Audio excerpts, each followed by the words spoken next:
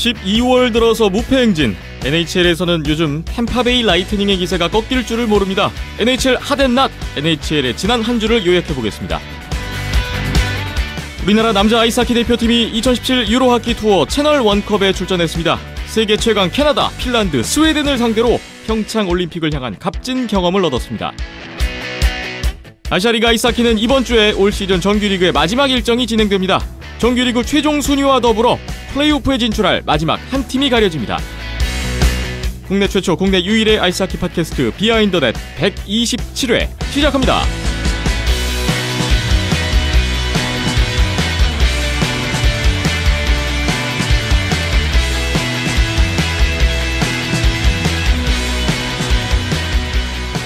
비하인더넷 127회 출발해봤습니다. 오늘 12월 19일 화요일 오후에 녹음 진행되고 있습니다. 안녕하세요, 김태범이고요. 박힘찬 PD, 이현섭 기자 오늘도 함께합니다. 안녕하세요. 안녕하세요. 안녕하세요. 여전히 추위가 기승을 부리고 있는 12월, 이제 며칠 남지 않았고요. 크리스마스도 다가오고 또 새해 연말 연시의 분위기가 무르익고 있는 것 같습니다.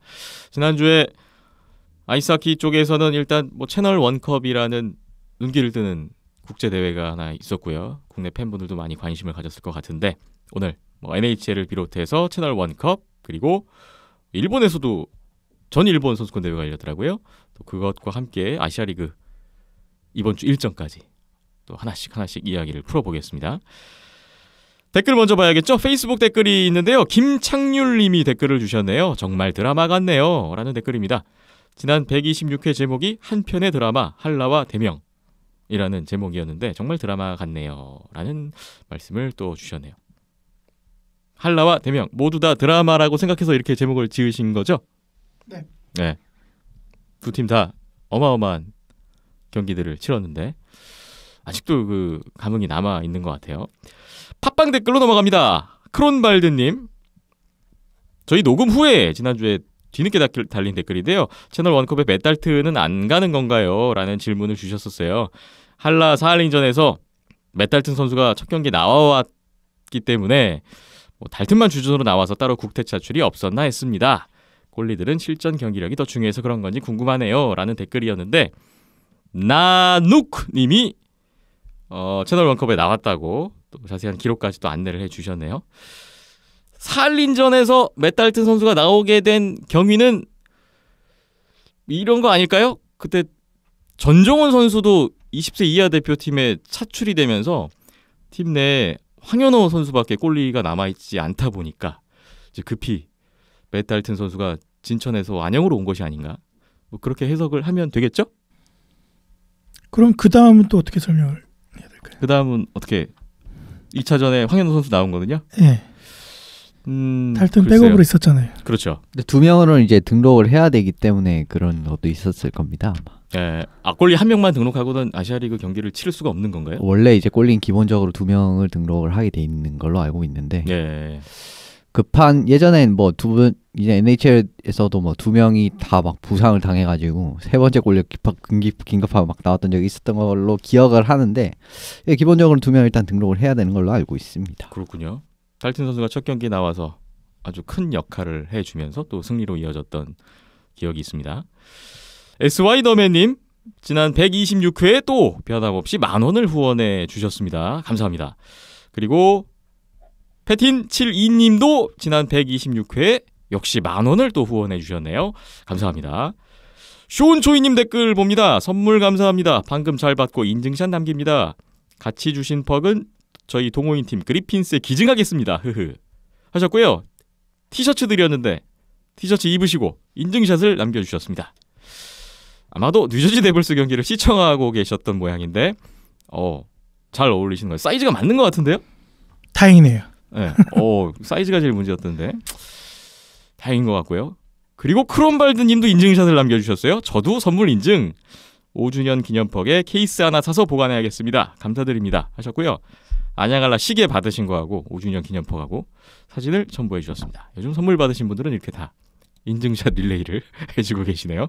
고맙습니다. 폴 피핀과 실버버그님 댓글이 또 있어요. 추운 날씨에 감기 조심하세요 인사로 시작을 해주셨는데, 우리나라 채널 원컵 경기 달력에 일정 잘 적어놓고 잘못 봐서 캐나다전 라이브로 못 보고 핀란드 스웨덴전만 라이브로 봤습니다. 전에 박힘찬 PD님이 예상하신 대로 비슷한 스코어 나왔네요. 그때 어떻게 예상했었죠? 그 이전에 이제 유로 챌린지에서 저희가 뭐 4골에서 5골 많게는 뭐 7골까지도 차이가 났었잖아요. 네. 예, 그 정도 차이가 날 거다라고 한번 얘기를 드렸었죠. 비슷한 스코어가 나왔다라는 말씀이시고 그 뒤에 말씀은 NHL 얘기를 또 주시는데 강팀들이 입지를 굳혀가고 있다. 그렇습니다. 우리의 주장, 애나하임 덕스 주장이죠. 게칠라프 하프 바이저 착용하고 돌아왔네요. 리그에서 바이저 착용 안 하는 몇 안 되는 선수 중 1인이었는데 그래도 돌아와서 너무 좋다고 하셨고요. 애나하임 뒷심 부족, 연장패가 많다. 수비가 굳히기를 못하네요. 19일 화요일, 저희 오늘 녹음일인데요. 애나하임 뉴저지 게임 보고 계시면서 또 댓글을 주신 것 같습니다. 댓글 감사합니다. 네이버 댓글로 넘어갑니다. 쇼온초이님, 회사에 육아에 치여서 어제 한국 캐나다 경기를 못 봤네요. 기사 보시고 10분짜리 하이라이트를 보셨대요. 개인적인 의견으로 캐나다 지금 스쿼드면 오스트리아 탑 라인과 붙으면 질 것 같은데 어떻게 생각하시는지요? 오스트리아 탑라인 NHL 선수가 끼면은 오스트리아가 이길 수 있는데 안 끼면은 사실 좀 어렵습니다. 캐나다 경기를 보신 소감을 이렇게 표현을 해주셨네요. 바이킹님이 또 답글을 주셨네요. 돌려보기로 보셨다고? 랩터스 경기도 안 보고 이 경기를 보셨다고? 해설자가 백지성 감독 얘기를 많이 하더라고요. 한국도 북미 스타일의 경기를 보여준다면서. 북미 스타일과 유럽 스타일이 다른가 모르겠네요. 정말 잘 싸웠는데 한 가지 아쉬운 게 페이스오프에서 거의 퍽을 못 따내네요. 라는 경기 감상평을 주셨어요. 북미 스타일하고 유럽 스타일하고 크게 다른 점, 대표적인 게 있다면 뭐가 있을까요? 뭐 상당히 다른 점이라고 하면 다른 점이 있는데 뭐 세부적으로는 또 상당히 국가별로도 차이가 있는 게 있고요. 그다음에 그냥 아주 간단한 거를 들어드리면 북미 스타일 같은 경우는 뭐 덤프 앤 체이스라고 불리는 이제 퍽을 집어넣고 쫓아가서 따라붙는 플레이, 그리고 난 다음에 이제 뭐 이번 국가대표팀도 그런 모습 뭐 많이 보여줬던 것 같은데 그런 모습을 좀 많이 보여주는 반면에 유럽 스타일 같은 경우에는 확실하게 하나를 만드는 플레이, 그리고 개인적으로 이제 퍽을 소유한 선수가 좀 퍽을 오래오래 이제 소유할 수 있으면 소유를 하면서 이제 공격을 좀 확실한 옵션을 찾아가면서 만드는 플레이, 이런 부분을 좀 더 힘을 주고 있는 거에 그냥 좀 아주 대표적인 차이라고 할 수가 있겠고, 앞서 말씀드렸듯이 좀 세부적으로 그리고 국가적으로 또 차이가 있는 부분도 있습니다. 현재 대한민국 백지성 감독 체제하의 스타일은 어느 스타일이라고 생각하세요? 네, 딱 북미 스타일을 그대로 그냥 보여주고 있다고 생각을 합니다. 같은 생각이시군요. 쇼온초이님도 그 페이스오프 거의 못 따내더라 같은 말씀을 주셨고, 세 경기 모두 질 것으로 예상은 했지만 막상 지는 걸 눈으로 확인하니 마음이 좋지 않네요. 그래도 스웨덴전 2피리어드에서 희망을 좀 보셨대요. 모든 면에서 밀리던 경기였는데 김동완 선수의 하드책 이후에 분위기를 잠깐 반전시켜내더라고요. 쇼온초이님 하키 모토가 웬만하면 싸우지 말고 싸우려면 제대로 싸워라 라고 하시는데요. 스웨덴 앞에서 경직되어 있었는데 제대로 들이받고 도발하고 분위기 환기시키는 모습이 보기 좋았습니다. 김동완 선수 화이팅입니다 하셨네요. 근데 너무 제대로 들이받은 감이 있고 들이받을 때 점프를 했거든요. 사실 그거는 진짜 좀 금기시된 플레이나 마찬가지였던 플레이이기 때문에 친선전에서 사실 좀 그런 모습까지 보여주는 건 그렇게 좋지는 않은 것 같습니다. 네. 스웨덴전 말씀을 주셨고요. 그리고 다음 댓글 NO20으로 시작하죠. 몬트리올 알로에츠님, 지난 방송 들으셨는데 아시아리그도 막판이 참 치열했네요. 고향이 인천인지라 그러셨군요. 대명의 선전을 항상 바랬습니다. 지난주 방송에서 주목할 경기에 NHL 클래식 경기가 빠져서 의외였지만 이 기자님의 팀인 오타와인데도 두 팀이 좋지 않으니 그러려니 했네요. 오타와랑 몬트리올이랑 클래식 경기를 했잖아요. 예, 야외 경기 이제 캐나다에서 치러진 경기였고 뭐 야외 경기라고 해서 뭐 사실 뭐 그렇게 굉장히 크게 다를 건 없지만 그래도 뭐 볼거리적인 측면에서는 사실 이제 뭐 말씀 주신 대로 사실 조금 볼거리적인 측면은 조금 있었다고 생각을 합니다. 네. 친구가 100불의 표를 구해준다고 했으나 안 가려고 합니다. 안 가셨던 모양입니다. 100불이면 가셔도 괜찮았을 것 같은데. 네. 데블스전은 보셨나 보네요. 재밌었다고. 첫 페이스오프 따내기 위해서 플래카넥을 OT에 첫 선수로 내보내는 거에 많은 팬들이 불만이 있었습니다. 라는 말씀 주셨고요. 두루왕이 어제 나왔고 세 번째 페어로 난 플라카넥이 경기를 끝내줬네요. 이해할 수 없는 게 갈체냐 어시스트가 기록됐던데 득점 당시 링크에 없었는데 인정됐네요. 라는 말씀을 주셨어요. 이 아시아리그에서 봐왔던 이런 상황들이 NHL에서도 일어나나 봅니다. 빈판이 없었던 선수 막 포인트가 올라가고. 제가 그 상황 자체를 정확하게 이제 보지는 않았는데 네. 그래도 이제 말씀을 드리면 두 가지가 있어요. 이제 예를 드리면 이제 교체되기 전에 퍽을 이제 만지고 들어갔다거나 아니면은 이제 실수를 한 그럼 보통 이제 실수를 하면 정정이 되는데 방금 확인해 보니까 정정이 안 된 걸 보니까 들어가기 전에 퍽을 만졌다라고 이제 판단을 했습니다. 그래서 사실 하키아에서 어시스트 자체는 이렇게 이제 굉장히 이런 어시스트를 보면은 좀 크게 의미가 없는 어시스트까지도 기록을 한다라고 해서 이제 뭐 다른 쪽 스포츠에서는 하키 어시스트라고도 표현을 많이 하더라고요. 예. 네, 그런 부분을 좀 생각을 하시면 이제 금방 감이 오실 것 같습니다. 그렇군요. 헵스가 원정을 떠나는군요.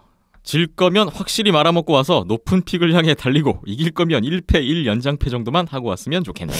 근데 몬트리올은 확실하게 말아먹을 수가 없는 팀이에요. 왜 그러냐면은 그 캐나디언 빅마켓 성향상 진짜 이런 이 뭐랄까 선택이 어쨌든 좀 그 기레이잖아요. 어떻게 보면 지면 지고 지금 어떻게 보면은 지금 좀 피치를 올리면 어떻게 플레이오프는 올라갈 수 있을 것 같은데? 라는 이런 느낌에서 캐나다 팀은 사실 이제 그 캐나다 빅마켓 팀은 사실 그게 불가능하다고 생각하는 이유는 뭐냐면은 팬덤이 너무 강력합니다. 그래서 다른 팀에 비해서 상대적으로 막 함부로 그렇죠. 시즌을 막 지고 포기하고 그냥 이런 모드로 던지고 그런 게 힘들다. 이제 그렇죠. 네. 불가능합니다. 그랬다가는 그냥 언론에서 그냥 맹폭격이 날아오고 정말 감당할 수가 없기 때문에 그런 부분이 좀 사실 어려운데 또 오늘 뉴스를 보니까 이제 셰이웨버 선수가 이제 발 부상으로 인해서 무기한 출장이 불가능하다라고 또 이제 나왔더라고요. 발 상태가 많이 안 좋은가 봅니다. 그래서 수주 내로 다시 이제 재진단을 받을 예정이기 때문에 재진단을 받아서 그 결과가 나오기 전까지는 무기한 출장 정지가 예정이 됐기 때문에 그리고 뭐 빅토르 매트 선수도 이제 지금 캐나다 언더 20 이제 대표팀에 이제 소집이 돼가지고 간 상황이기 때문에 또 몬트리올 수비진이 약간 흔들리기 시작하고 지금 프라이스도 요즘에 막 또 조금 왔다 갔다 하는 모습을 보이고 있거든요. 그래서 좀 선택의 기로인 것 같긴 한데 잘 모르겠네요. 네. 몬트리올의 원정길에 또 악재가 들이우는 건가요? 상황이 일단 그렇습니다. 바이킹님의 의견이 또 100주년 경기 볼거리가 풍성했네요. 역대 두 번째 강추위. 그 와중에 맥주 마시는 관중, 상의 벗고 응원하는 관중. 보기만 해도 춥네요 하셨고요. KGOD님도 같이 댓글을 주셨네요. 헵스의 올해 색깔은 도무지 감이 안 잡히네요. 탱킹인지 스탠리컵 도전인지. 점점. 이런 말씀이십니다. 줄리엔 감독 이전에는 짧은 퍽패스로 다 같이 빌드업하는 모습이었다면 요즘은 빌드업 시 4, 5번 선수와 1, 2, 3번의 간격도 너무 벌어지고 선수들도 개인 기량에 대부분 의존하려는 모습이 더 강해서 2년 전의 헵스 모습은 언제 돌아갈까요? 하셨어요. 감독이 바뀐 이상 사실 뭐 줄리엔 감독 당시에 이제 몬트리올은 바랄 수가 없는 거고요. 줄리엔 감독이 그러니까 이전에 줄리안 감독 이전이죠. 그 전이랑은 사실 많이 다를 수밖에 없는 거고. 그래도 클로드 줄리안 감독은 사실 굉장히 이제 보스턴에서도 좋은 모습을 보여줬었고, 그 다음에 캐나다 국가대표 이런 데서도 이제 어시스턴트 코치로 많이도 갔던 유능한 감독이라고 생각을 하는데, 몬트리올에서의 모습은 사실 좀 그렇게 만족스럽지 않은 게 좀 사실인 것 같습니다. 네. 바이킹님은 블루라이너와 오펜스가 조합이 조금 안 맞는 거는 올 시즌 내내 그랬던 것 같아요. 라는 말씀을 주셨습니다. 다음 댓글로 보죠. KGOD님이 또 댓글을 주셨어요. EDM 공홈 에드먼턴 공식 홈페이지에 세케라의 복귀 언급이 되고 있는 걸 보니 빠르면 내년 초에 볼 수 있을 것 같네요. 랄스는 크리스마스 전에 복귀한다고 하니 내년에 100%의 오일러스를 드디어 볼 수 있다는 생각에 기대감이 매우 큽니다. 하셨고요. 쭉 계속 말씀 이어지십니다. 작년에 보여준 페널티 킬링 능력만 다시 보여준다면 충분히 경쟁력이 있어 보입니다. 렛츠고 오일러스! 오일러스 팬이시죠? 세케라랑 라르손 선수가 빠르게 복귀를 하는 게 이제 수비의 안정감에서도 상당히 이제 중요한 이제 요인이라고 할 수가 있는데, 사실 지금 오일러스는 플레이오프도 그렇게 이제 확률이 저는 아직은 높지가 않다고 봐요. 왜 네. 그러냐면 지금 이제 불을 붙이기에는 조금은 약간은 늦은 감이 없지 않아 있고 지금 불을 붙여서 이제 서부 같은 경우에는 센트럴에 너무 치일 수밖에 없습니다. 센트럴 팀들의 강력한 팀들. 그렇기 때문에 지금 최소한 예전에 이제 시즌 초반에 안 좋았던 걸 만회하려면 6연승, 7연승 이런 걸 제가 봤을 때는 한 앞으로 남은 시즌 기간에 한 3번 정도는 해야 가능할 것 같거든요. 그런데 그건 사실 쉽지가 않아 보여요. 사실 지금의 에드먼턴이라면은 뭐 어떻게 다 복귀를 하면은 가능할 수도 있으나 쉽지가 않다는 거죠, 제 말은. 그렇기 때문에 조금만 더 일찍 이제 분위기를 탔으면 어땠을까라고 하는데 뭐 사실 시즌이 이렇게 좀 생각대로 안 되는 경우는 뭐 종종 발생하죠. 예. 네. KGOD님이 일단 프로야비도 올라와서 잘하고 있고 기대감을 표해 주셨는데요. 바이킹님도 오일러스 잘할 겁니다. 라고는 의견을 주셨어요. 자, 오일러스가 기대했던 것만큼 언제쯤 올라올지 기다려보겠습니다.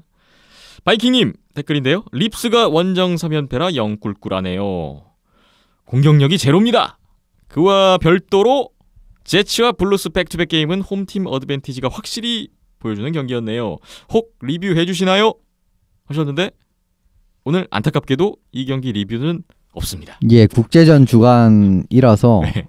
이번 주는 좀 뭐랄까 이번 주까지 NHL 리뷰가 없고요. 근데 이 두 경기 같은 경우에는 이제 홈팀 팀들이 다 이제 승리를 했죠. 이제 그런 부분에서 홈팀 어드밴티지를 보여주셨다라고 말씀을 드리는데 강팀은 어쨌든 홈에서 확실하게 잡고 가는 그런 모습을 보여주는 게 저는 중요하다고 생각합니다. 딱 워싱턴 캐피털스가 올해 굉장히 대표적인 예시라고도 할 수가 있는데 네.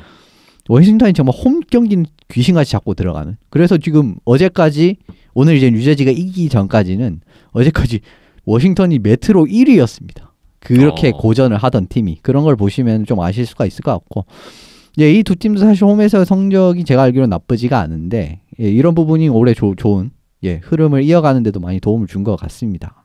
그렇군요. 오늘 NHL 경기 리뷰는 없고요. 그 대신에 채널 원컵 리뷰 그리고 우리나라의 종합선수권대회와 견줄 수 있는 일본의 전일본 선수권대회 리뷰가 준비되어 있습니다. 바이킹님이 또 방송 듣고 깜짝 놀랐습니다 하셨네요. 보내주시는 선물 잘 받고 대대로 물려주겠습니다. 흐흐. 대명 선전 온도스포츠 선전 확실히 하겠습니다. 캐나다에서 대명과 온도스포츠에 홍보를 하시겠다. 대명 킬러웨일즈 관계자분들이 좋아하시겠네요. 감사합니다. 질문이 있는데요. 얼마 전 통계를 보니 위스트샷으로 인한 골이 전체 60% 가까이 된다고 합니다. 스냅샷, 슬랩샷, 칩빈, 샷 종류를 설명해 주시면 고맙겠습니다. 질문이시군요. 위스트샷이 어떤 거죠? 예, 뭐 이제 단어 그대로 손목샷이라고 네. 할 수가 번역을 할 수가 있는데 이제 손목의 힘을 이용한 그런 슛이라고 보시면 될 것 같습니다. 그런데 이게 이제 하키 슛이라고 하면은 여러 가지 이제 슛 타입이 있는데 대표적으로 뭐 리스트샷도 있고 스냅샷도 있고 슬랩샷도 있고 백핸드샷 이렇게 이제 개인이 할 수 있는 이런 슛이 있고요. 그다음에 원타이머와 같은 슛이 있고 스틱 핸들링을 아주 화려하게 이용하는 슛이 있고 그다음에 디플렉션이라고 해서 슛의 방향을 바꾸는 그런 타입의 슛이 있습니다. 뭐 네. 스냅샷 같은 경우에는 리스트샷과 슬랩샷의 중간 같은 느낌이라고 보시면 돼요. 살짝 이제 스틱을 당긴 다음에 그 뒤에 이제 리스트샷이랑 비슷한 테크닉으로 슛을 가져가는 건데 예, 그런 것이라고 해석을 하시면 될 것 같고 슬랩샷은 뭐 하키 아이콘과 같은 슛이죠. 이제 스틱을 정말 뒤로 있는 대로 예, 젖힌 다음에 강력하게 퍽을 치는 그런 스킬이라고 할 수가 있고 백핸드 슛은 뭐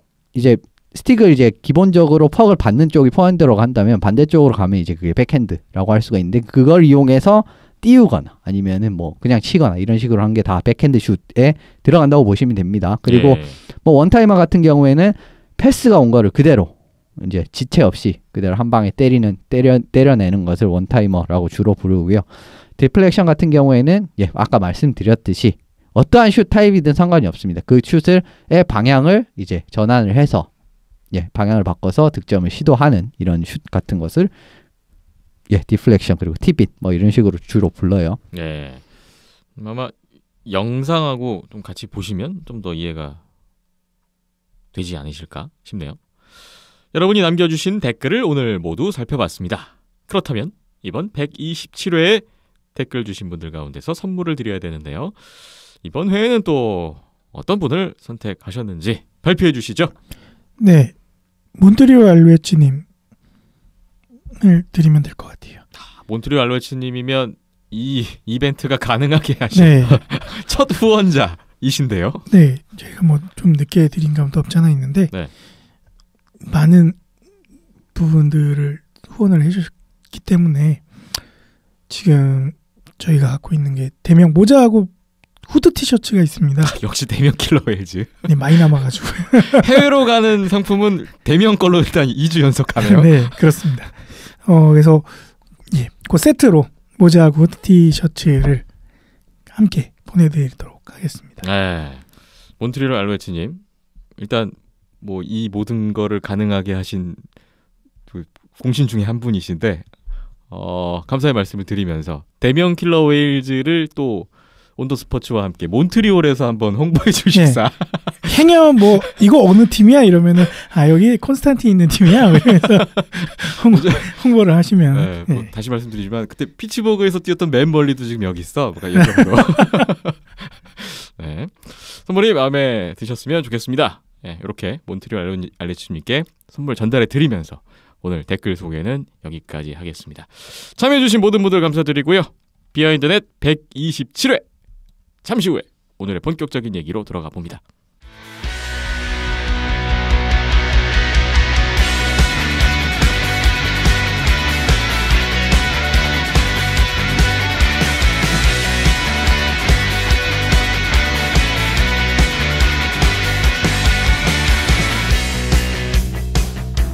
비하인드넷 127회 NHL 핫앤낫부터 출발해봅니다. 지난 한 주간 가장 핫했던, 가장 핫하지 않았던 팀들과 주인공들을 소개해드리는 시간. 자, 오늘은 또 어떤 팀들이 이름을 올렸을까요? 핫! 오프닝 때 들으셨겠지만 이 팀부터 얘기를 해야 될 것 같습니다. 예, 템파베이 라이트닝을 이제 꼽지 않을 수가 없는 시점이 또 다시 한번 온 것 같습니다. 네. 12월 들어서 한 번도 진 적이 없어요. 지금 뭐 12월 들어서 한 6경기, 7경기를 이제 모두 팀들이 다 소화를 했는데 한 경기도 진 적이 없습니다. 이것만으로 사실 이 리스트의 가치에 오를 건 충분하다고 생각을 하고요. 예. 잡은 상대들이 쉬웠냐 그러지도 않아요. 세너제, 뉴욕 아일랜더스, 위니펙, 세인트루이스 뭐 이런 강팀들이 모두 포함되어 있는 것도 상당히 고무적인 부분입니다. 예. 돌아온 이제 스탬코스 선수가 부상에서 복귀를 하면서 쿠체로프, 스탬코스 이 두 선수의 호흡을 시즌 내내 유지를 하고 있고요. 지금 뭐 두 선수가 제가 알기로는 포인트 랭킹 1, 2위로 알고 있어요. 40포인트 이상씩을 올려주면서 굉장한 활약을 보이고 있고요. 예. 그 다음에 보조 득점원이라고 할 수 있는 고드, 존스, 팔라트, 뭐 킬론까지 2, 3라인 뭐 지탱하는 보조 득점원까지 아주 탄탄한 모습을 보여주고 있습니다. 그리고 뭐 수비진은 사실 뭐 동부 최강이 아니라 NHL 최강이라고 할 수 있을 정도로 굉장히 탄탄했었던 템파베이인데 여기에 트레이드로 영입한 19살 미하일 세르가초프 선수까지 상당한 활약을 보여주고 있어요. 제 생각엔 이 선수도 올해 신인왕을 언급을 한다면 꼭 들어가야 되는 이름이라고 생각을 합니다. 네. 그렇기 때문에 이런 지금 사실 라이언 캘라인 선수가 부상으로 장기 이탈이 확정이 된 상황이에요. 그럼에도 불구하고 페이스가 전혀 떨어지지 않고 있거든요. 그런 걸 보면은 이런 정말 또 작년처럼 뭐 스탬코스 선수나 쿠체로프 선수 같이 굉장히 큰 선수가 부상을 당하는 좀 물상사가 있지 않는 이상은 이 팀의 기세를 꺾을 팀이 나타난 것은 좀 찾기 어려울 것 같습니다. 그리고 NHL에서 가장 먼저 50포인트 이상을 달성했어요. 예. 올 시즌 개막전에 템파베이가 강할 것이다 라는 예상을 했었고 뭐 일 최강이다 라는 말까지 저희 비하인드넷에서 나왔었는데 야 12월 들어서 더 강해졌고 이러다 보니까 지금 애틀랜틱 디비전 순위표가 토론토가 최근에 좀 약간 주춤하면서 템파베이의 완전 독주 체제로 지금 구축이 되고 있는 모양새가 돼버렸네요. 예, 뭐 그때 저도 강력하다고 말씀을 드리긴 했지만 애틀랜틱에서 강하다라고 이야기를 했는데 사실 NHL 전체에서도 이렇게 좀 성적을 남길 줄은 몰랐어요. 좀 사실 몰랐는데 예, 그래도 전체 1위를 하는 걸 보면 좀 대단하네요. 그러네요. 핫 첫 번째 템파베이 라이트닝이었고요. 이어지는 핫 두 번째 팀 보겠습니다. 시카고 블랙호크스입니다. 이 팀이 드디어 핫의 이름을 올리는군요. 예, 뭐 사실 지금 순위는 그렇게 높지가 않은데 11월 28일부터 5연패를 하면서 순위가 상당히 많이 떨어졌었고 뭐 서부 하위권도 잠깐 내려갔었지만 최근에 다시 5연승을 거두면서 잃었던 승점을 모두 만회하는 데 성공을 했습니다. 예. 뭐 마찬가지로 이 기간 중에 상위권, 센트럴 상위권이 위니펙이 포함이 되어 있었어요. 그리고 미네소타와의 백투백 경기까지 성공적으로 치러내면서 서부 와일드카드 1위로 올라온 상황입니다. 그러면 그만큼 이제 좋다는 거죠. 최상위권을 형성하는 팀들이라고 할 수 있으면 앞서 말씀드린 뭐 위니펙이나 뭐 지금 내슈빌, 그다음에 세인트루이스가 있는데 위니펙이 그 중에 3위라서 하위권입니다. 그런데 위니펙과도 지금 승점 차이가 4점밖에 나지가 않아요. 그렇기 때문에 다시 아직 반등할 여지도 저는 충분하다고 보고 뭐 크로포드 선수도 여전히 좋은 활약을 보여주는 데다가 패트릭 케인 선수가 지금 최근 5경기에서 또 맹활약을 보여주면서 어제 발표된 NHL 주간의 뭐 퍼스트스타에도 선정이 됐거든요. 예. 이런 활약이 있다면 블랙호크스 역시 지금 굉장히 지금 센트럴 디비전의 레이스가 치열해지고 있는데 여기에 또 기름을 부을 좀 팀이 될 것 같습니다. 5연패 후에 5연승. 시카고가 치고 올라오면서 위니펙, 세인트루이스와 함께 시카고까지 이 최상위권 경쟁을 몰아붙인다면 센트럴 디비전도 또 더 재밌어질 것 같네요. 핫 앤 낫 템파베이와 시카고 핫으로 먼저 봤고요. 이제 낫을 보겠습니다. NHL 핫 앤 낫 첫 번째 팀 어딘가요? 토론토 메이플 립스입니다. 템파베이와 반대의 흐름을 걸었던 그렇죠. 토론토. 에드먼튼한테 굉장히 이제 신승을 거두면서 분위기가 좀 올랐다라고 생각을 했는데 필라델피아한테 지면서 갑자기 또 필라델피아에게 반전의 계기를 좀 선사해 주더니 미네소타, 디트로이트한테도 패해버렸어요. 네. 사실상 템파베이에 어떻게 보면 좀 턱밑까지 쫓아갔었던 이제 승점 차이였는데 지금 벌써 9점 차이 날 정도로 상당히 벌어져 버렸습니다. 보스턴하고 더 가까워졌어요. 그렇죠. 이제 토론토가 사실 이제 자랑하는 게 공격력이지 않습니까? 그런데 12월에 벌어졌던 7경기 중에서 3득점 이상 한 경기가 한 경기밖에 안 됩니다. 한 경기. 예. 이 정도로 상당히 공격력이 부진하면서 덩달아 팀 성적까지 부진해지는 좀 좋지 않은 흐름이 나오고 있는데 사실 토론토가 애틀랜틱 3강이라고 할 수 있는 지금 3강, 그냥 지금 순위대로 3강을 말씀을 드리면 템파베이, 토론토, 보스턴이잖아요. 그렇죠. 그런데 이 세 팀 중에 가장 많은 경기를 소화를 했어요. 그런데 보스턴과 승점 차이는 4점밖에 차이가 나지 않습니다. 그런데 보스턴은 3게임을 덜 했어요. 그렇기 때문에 지금 2위 싸움도 그렇게 유리한 포지션에 지금 토론토가 있는 상황도 아닙니다. 그렇기 때문에 보스턴에게 자리를 빼앗기지 않기 위해서라도 지금 빨리 좀 분위기를 되찾는 게 시급하지 않을까 싶네요. 예. 아까 댓글에서 바이킹님의 우려도 이 토론토에 대한 그 상황을 나타내기도 했었는데 토론토 메이플 립스가 어려운 시기를 보내고 있습니다. 낫 첫 번째 토론토였고요. 낫 두 번째 팀 보겠습니다. 콜럼버스 블루 재킷스를 꼽아봤습니다. 예.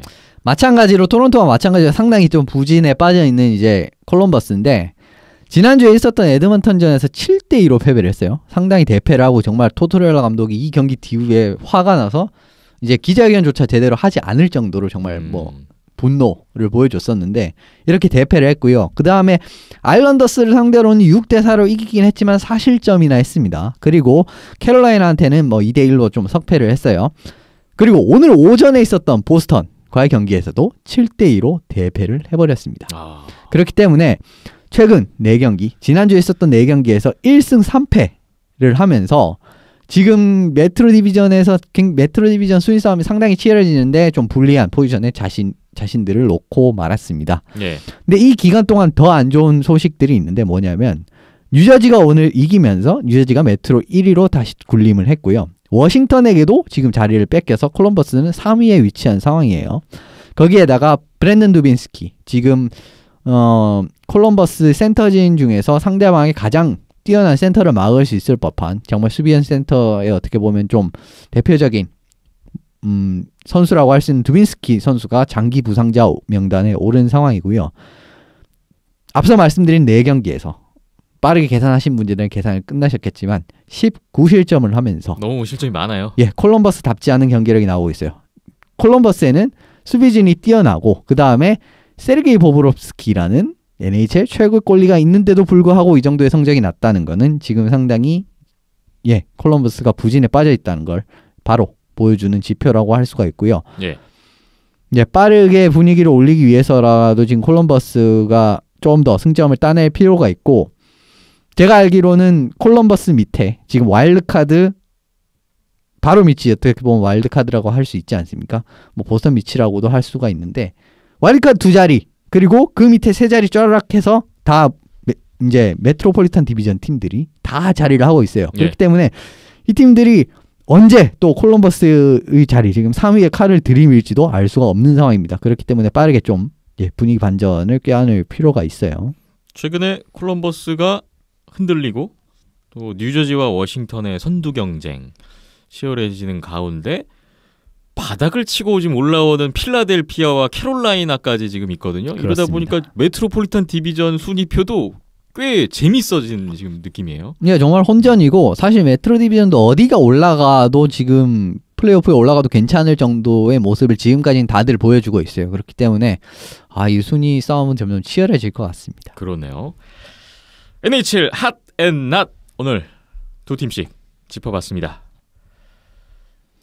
다가올 한 주 주목되는 매치업 소개를 해주실 시간인데요. 크리스마스 브레이크를 앞두고 있는 지금 시점이기도 합니다. 예, 한국 시각으로 25일부터 27일까지 그리고 뭐 해외 시각 북미 쪽 시각으로는 24일부터 26일까지가 이제 크리스마스 휴식기에 접어들기 때문에 이때는 이 3일간은 경기가 없습니다. 그렇기 때문에 좀 며칠 안 되지만 뽑아드리면 당장 목요일에 토론토와 콜럼버스 경기가 있어요. 이 낮 두 팀이 그렇죠. 맞대결을 합니다. 예, 어떻게 보면은 이 두 팀이 이 경기에서 흐름을 전환할 수 있는 계기를 확실하게 마련할 수도 있을 정도로 중요한 경기라고 할 수가 있는데 이렇게 맞붙게 되고요. 이번 주는 좀 백투백을 좀 지켜보시면 좋을 것 같습니다. 금요일 같은 경우에는 이제 뉴욕 라이벌리의 이 레인저스와 데블스, 뉴저지 데블스 이 경기가 있고요. 그다음에 콜럼버스가 토론토를 상대한 다음에 그 다음날 바로 피츠버그를 상대하는 좀 이제 가혹한 일정이에요. 그런데 어떻게 보면 이 일정을 잘 넘겨서 혹시나 뭐 2승을 하게 된다면 또 바로 무너졌던 흐름을 다시 찾을 수 있을 정도로 반전의 계기를 마련할 수도 있는 거고요. 그 다음에 금요일 같은 경우에는 시카고와 댈러스의 경기, 센트럴 디비전 좀 재밌는 경기가 예정이 되어 있습니다. 그리고 이제 일요일인데 내슈빌과 댈러스 또 요 경기 어떻게 보면 지금 템파베이와 어깨를 나란할 수 있는 팀이라고 하면은 단연 내슈빌을 뽑을 수가 있는데 또 내슈빌이 이번에 좀 댈러스를 맞이하게 되거든요. 그렇기 때문에 좀 이 경기도 지켜보시면 재밌을 것 같아요. 댈러스 입장에서는 시카고와 내슈빌을 백투백으로 만나게 되는데 시카고나 내슈빌이나 최근 분위기가 괜찮기 때문에 이것도 또 쉽지 않은 경기가 될 것 같네요. 크리스마스 휴식기를 앞두고 펼쳐지게 될 여러 경기들 주목을 해보겠습니다. 비하인드넷 잠시만 쉬어가겠습니다.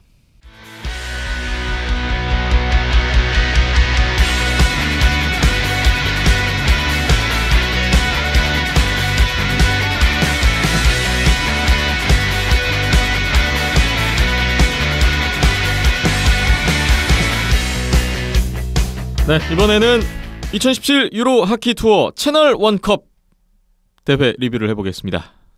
바로 우리나라 남자 아이스하키 대표팀이 참가해서 세계 최강국들과 함께 붙어봤던 그런 대회로 많은 분들의 주목을 끌었는데요. 2017 유로하키 투어 채널 1컵 12월 13일부터 12월 17일까지 러시아 모스크바에서 진행이 됐습니다. 일부 경기는 또 모스크바가 아닌 곳도 있긴 했어요. 네, 한 경기가 있었죠. 참가팀은 세계 랭킹 1위 캐나다, 2위 러시아, 3위 스웨덴, 4위 핀란드, 6위 체코, 여기에 21위 대한민국. 이렇게 총 6개 국가가 참가를 했고요.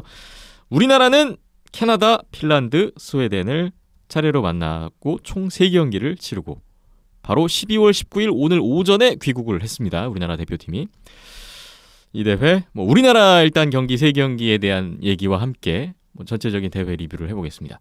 사실 캐나다, 핀란드, 스웨덴 이 세 경기를 한 경기씩 뭐 얘기를 해가면서 리뷰를 할까 했었는데요.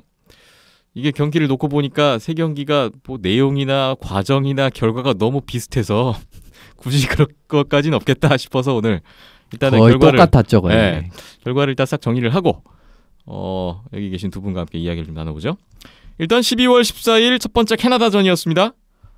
세계 랭킹 1위, 또 평창 올림픽, 내년 월드 챔피언십 우리와 같은 조에 있는 캐나다죠. 1피리어드 초반 선제골을 우리가 내줬는데요. 김상욱 선수가 연속 2골을 넣으면서 2대1 역전을 잠시 합니다. 2피리어드 한 중반까지 한 골차 리드를 우리나라가 유지했었는데 이후에 연속 실점, 재역전을 허용했고요. 마지막 엠티넷 골 내주면서 최종 스코어 2대4로 우리가 패했습니다. 그리고 다음날 15일 핀란드전. 핀란드는 지난 11월에 있었던 카리알라컵 3전 전승 우승을 차지하면서 기세를 올렸던 팀이었는데 이 경기도 쉽지가 않았네요. 1피리어드 중반에 김기성 선수 선제골 나왔는데요. 근데 바로 26초 뒤에 동점골을 내주는 걸 시작으로 8분 사이에 3골을 내주게 됩니다. 또 역전이 됐고요. 2피리어드까지 1대3 쭉 가다가 3피리어드에 추가 실점 되면서 최종 스코어 1대4로 우리나라가 역시 패했습니다. 다음날 16일 토요일에 마지막 스웨덴전이었는데 스웨덴도 랭킹이 3위고 2017 월드 챔피언십 우승팀이기도 하죠. 뭐 어려운 경기 예상대로 진행이 됩니다. 1피리어드 0대0으로 갔는데요. 2피리어드의 초반에 마이크 테스트위드 선수 선제골이 또 나옵니다. 우리가 2경기 연속 선제골을 넣었어요. 하지만 흐름은 핀란드전하고 매우 비슷했습니다. 3분 뒤에 바로 동점골 내줬고요. 7분 사이에 3골 허용이 되면서 역전. 3피리어드 추가 2실점, 최종 스코어 1대5로 스웨덴전까지 패배를 하면서 우리나라는 이번 대회 3전 3패, 승점 0점으로 최하위로 마무리를 했습니다. 이 세 경기에 공통점이 있는데 일단 우리나라가 1라인에서만 골이 나왔다는 점. 김상욱, 김기성, 마이크 테스트리드. 그랬고 그 골로 우리가 세 경기 다 리드를 잡았었다는 점. 또 꼽을 수가 있겠고요. 근데 최종 결과는 세 경기 다 역전패로 끝났다는 점. 그리고 뭐 아까 댓글에서도 많은 분들 비슷한 의견이신데 페이스오프 슈팅수에서 절대적으로 우리가 밀렸습니다. 그런 가운데 맷달튼 선수는 세 경기에서 뭐 거의 다 50세이브 정도를 해낼 정도로 이번 대회 뭐 활약이 대단했습니다. 세이브 성공률 92.3%, 143세이브를 했네요. 그리고 마지막으로 우리나라가 세 경기 모두 파워플레이에서의 득점은 실패했다. 세 경기 18번의 파워플레이에서 끝내 득점을 만들지 못했습니다. 요 정도 일단 공통점을 볼 수가 있겠고 굉장히 뭐 흐름이나 스코어나 뭐 결과나 많이 유사한 그게 많았던 그런 세 경기였던 것 같아요. 자, 이번 대회 우리나라의 모습에 대해서 어떤 감상들을 받으셨는지 한 말씀씩 들어보겠습니다. 이현숙 기자님부터 한번 출발을 해볼까요? 좋은 점도 있었지만 분명히 나쁜 점도 있었던 그런 말씀을 드리고 싶습니다. 뭐 NHL이 빠졌음에도 불구하고 세계의 높은 벽을 실감하지 않았나라고 말씀을 드리고 싶어요. 네. 성과라고 하면은 역시나 1라인 이 활약을 빼놓을 수가 없는데 이 1라인이 상대방의 실수를 이제 득점으로 연결을 시킨다라든지 캐나다전 말씀을 드리는 겁니다. 예. 그리고 원하는 경기 운영 양상이라고 하면 상대방의 지역으로 퍽을 집어넣고 두 명의 공격수가 적극적으로 압박을 들어가는 상황이 나왔을 때 이 상황이 먹혀들었을 때는 좀 득점을 해내면서 공격을 풀어내는 이런 모습이 나왔다는 점, 이런 부분은 1라인은 좀 운영이 잘 하면은 지금 이 레벨에서는 좀 어떻게 보면 경쟁력을 확보하는데 좀 키가 될 수 있겠구나라고 생각을 했어요. 네. 그리고 여기에 더불어서 올림픽 본선에서 어떻게 보면은 거의 이 정도의 전력이나 이것보다 조금 더 좋은 전력을 만나게 될 텐데 이 급의 팀을 상대로도 주전 골리가 먹힌다라는 점은 또 다른 긍정적인 부분이라고 할 수가 있습니다. 이 부분 사실 EIHC에서의 부분 약점이라고 지적드렸던 부분이 완벽하게 보완이 되었다라고 말씀을 드릴 수 있을 정도로 이제 장점은 여기까지 말씀을 드릴 수가 있을 것 같고요. 일단 성과로 1라인 그리고 골리 이렇게 두 가지를 꼽아주셨는데 박김찬 PD도 이 부분에 동의하시나요? 네. 달튼은 나중에 더 큰 무대로 갈 수 있겠구나라는 생각을 했었고요. 네. 네. 그리고 1라인의 경쟁력은 확실히 있으니 이 친구들도 조금 나이가 있는 게 좀 아쉽긴 하지만 좀 욕심이 있다면 더 큰 무대를 밟는 것도 좋지 않을까라는 생각도 했고요. 네. 뭐 나쁜 점이라고 표현을 할 수도 있지만 저는 그냥 한계점이라고도 봤거든요. 네. 여기까지가 한계구나 라는 느낌을 많이 받았고 이제 이거를 뛰어넘는 게 요 다음 단계구나라는 거를 또 생각을 하게 만드는 게임이었죠. 1라인 달튼 선수들에 대해서는 더 큰 무대로 갔으면 좋겠다라는 기대감인데 마무리는 한계. 뭔가 좀 상반된 이야기가 동시에 나왔어요. 그래요. 일단은 그 정도 성과 먼저 살피고요. 일단 이제 이현숙 기자님이 명과 암을 또 동시에 짚어주셔야 될 것 같은데요. 네, 뭐 단점, 나쁜 점, 단점 말씀을 드리자면은 1라인 같은 경우에 앞서 말씀드렸던 그런 상황이 아닌 상황 있지 않습니까? 그런 데서는 그렇게 눈에 띄는 공격을 만들어내지는 못했습니다. 그런 부분은 어떻게 보면은 또 한계라면 한계점이라고도 할 수가 있는 부분이에요. 그 다음에 매 경기 어쨌든 득점을 1라인에 해줬기 때문에 이 한계점이 있다고는 둘째 치더라도 이 선수들은 제 몫을 충분히 다한 이런 상황이라고 말씀을 드릴 수가 있어요. 그런데 1라인 이외에는 이 세계 이 레벨에서 먹힐 만한 공격력이 없다라고도 말씀을 드릴 수가 있을 정도로 나머지 선수들은 공격에서 좀 이 선수들의 화력을 뒷받침해 주는데 실패를 했고요. 그 부분이 이제 안 좋은 점 하나고, 파워플레이에서의 부진, 앞서 말씀드렸듯이 상당히 3경기에서 많은 파워플레이 찬스가 있었음에도 불구하고 이제 숏핸디드 골을 내주는 장면도 있었고, 그 다음에 스웨덴전을 제외를 하면 제가 기억하기로는 파워플레이 셋업 오펜스를 그렇게 많이 보지 못한 것 같습니다. 파워플레이 기회를 잡았지만 그렇죠. 그렇게 날카로운 뭔가를 만들어내는 장면도 드물었다는 그런 거죠. 부분이 드물었다는 점이 문제예요. 득점이 안 나온 것도 문제지만 그렇습니다. 그럼 뭐 사실 스웨덴전도 이제 그렇게 셋업 오펜스를 한 게 그렇게 많지도 않았어요. 그냥저냥 2분이 흘러가는 경우를 많이 봤죠. 그렇죠. 그렇게 많이 그게 어떻게 보면 세계의 벽이고 그걸 실감했다는 걸 이제 서두에 말씀드린 게 그런 부분이기도 합니다. 그런데 이제 전력이 사실상 우리가 떨어진다라고밖에 말씀을 드릴 수가 없잖아요. 사실 그게 지금의 레벨에서는 한계고요. 그런데 그런 팀일수록 이제 파워플레이 이런 부분에서의 스페셜 팀을 좀 잘 살릴 필요성이 상당히 중요하다라고 할 수가 있는데 좀 그런 부분도 안 됐던 것 같습니다. 이제 그런 부분도 아쉬운 점이라고 할 수가 있고요. 그다음에 사실 좀 팀의 게임 운영 스타일을 저는 좀 잘 모르겠습니다. 왜냐하면은 왜 이런 말씀을 드리냐면 상당히 공격적으로 플레이를 하는데 일단 득점은 나지 않지 않습니까? 그런데 이렇게 되면은 사실 좀 지키는 운영을 해서 어떻게 보면은 그 한 점을 끝까지 진짜 사수를 한다든지 아니면 정말 역습을 노리는 상대방의 역습을 노리는 그런 부분이 필요한 시점이라고 저는 생각을 했는데 아니 물론 그건 알고 있습니다. 상대방이 지키는 운영을 한다고 해서 그게 지켜지지 않을 거라는 걸 알고 있어요. 왜냐하면 그만큼의 사실 실력 차가 있는 것이 현실이기 때문에. 백두산 감독도 오늘 귀국 인터뷰에서 그런 얘기를 했어요. 뭐가 문제인지 알고 있고 어떻게 해야 된다는 건지는 알고 있는데 그게 결과를 내기가 쉽지 않다. 그렇죠. 그런데 이제 전력 차가 있는 이제 현 상황에서 상대방을 그나마 이기기 위한 방법이라면 골을 넣고 그 골을 이제 확실하게 지키는 이제 이런 게 나와야 되는데 사실 이런 데서 이제 이러한 게임 플랜이 이 강력한 팀들에게 먹히느냐 안 먹히냐가 이번 대회에서 확인할 점이었는데 안 먹혔다는 걸 확인을 했단 말입니다. 그런 부분에서는 어떻게 보면 좀 보완을 할 필요가 있는데 사실 이게 좀 어려워 보이는 게 무엇이냐면 경기당 50개 이상의 슛을 내줬다라는 점은 결과적으로 그 1분당 정말 슛을 하나씩 내줬다라고 해도 과언이 아닐 정도의 수준이기 때문에 수비력의 보완이 정말 시급하게 이루어지지 않는 이상은 이번 본선 무대도 상당히 좀 힘들 것 같다라는 게 사실 어떻게 보면 이 말씀밖에 드릴 게 없는 것 같네요. 3경기 다 우리가 리드를 잡았었는데 그렇죠. 그러니까 그게 더 아까운 겁니다. 핀란드전, 스웨덴전 같은 경우에는 리드를 너무 쉽게 내줬죠. 바로 그냥. 그렇죠. 뭐 그런 부분에 있어서 아쉬움이 또 있었어요. 아까 박힘찬 PD는 이게 한계구나라고 표현을 해주셨는데 뭐 그와 빗대어서 이번 대회 우리나라를 통해서 좀 아쉬웠던 점, 단점이라고 할까요? 어떤 것들을 좀 보셨나요? 예, 뭐 방금 이현석 기자님이 말씀해주신 내용이 맞는 내용이긴 한데요.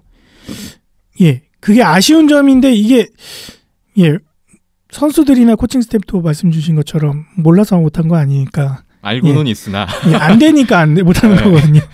네, 그래서 뭐 리드를 잠깐이나마 잡았던 것도 큰 의미가 없다라고 생각을 했었거든요. 저는. 그렇죠. 예, 전체적인 경기 내용을 봤을 때는 뭐 한 골을 먼저 넣느냐 늦게 넣느냐는 예 이번 세 게임에서는 크게 뭐 그렇게 중요도가 캐나다전을 제외하고는 떨어진다고 봤기 때문에 굳이 희망을 찾아야 된다라고 하면은 이제 캐나다전 때 먼저 실점을 내주고도 예, 2골을 넣고 역전을 일궈냈다라는 점, 그 부분이 좀 우리 힘으로 뭔가 일궈낼 수 있는 결과물을 만들어낼 수 있는 그런 모습이었고, 나머지 뭐 핀란드전이나 스웨덴전에서 먼저 선제골이 터진 부분은 글쎄요, 뭐 우리가 잘한 부분도 있겠지만 상대 수비가 실책하면서 도와준 부분도 없지 않아 있기 때문에 네, 그거는 뭐 크게 의미를 두면 안 될 것 같고요. 예, 말씀 주신 것처럼 안정된 수비에서 나오는 공격과 역습 뭐 이런 내용들이 우리나라의 색깔이 될 수 있을 것 같은데 그 부분은 뭐 다 알고 계시겠죠. 저희뿐만 아니라 다 공감하시는 내용일 것 같고요. 네. 이제 이게 되냐 안 되냐, 예, 그거 몰라서 못하는 거 아니거든요. 그래서 올림픽 무대에서 그게 되는가 안 되는가, 그거를 좀 더 기다리고 지켜보면 될 것 같습니다. 역시 양쪽의 얘기들이 같이 나오는 것 같습니다. 지키는 운영을 일단은 하지 못했다는 점 앞서 얘기가 나왔고요.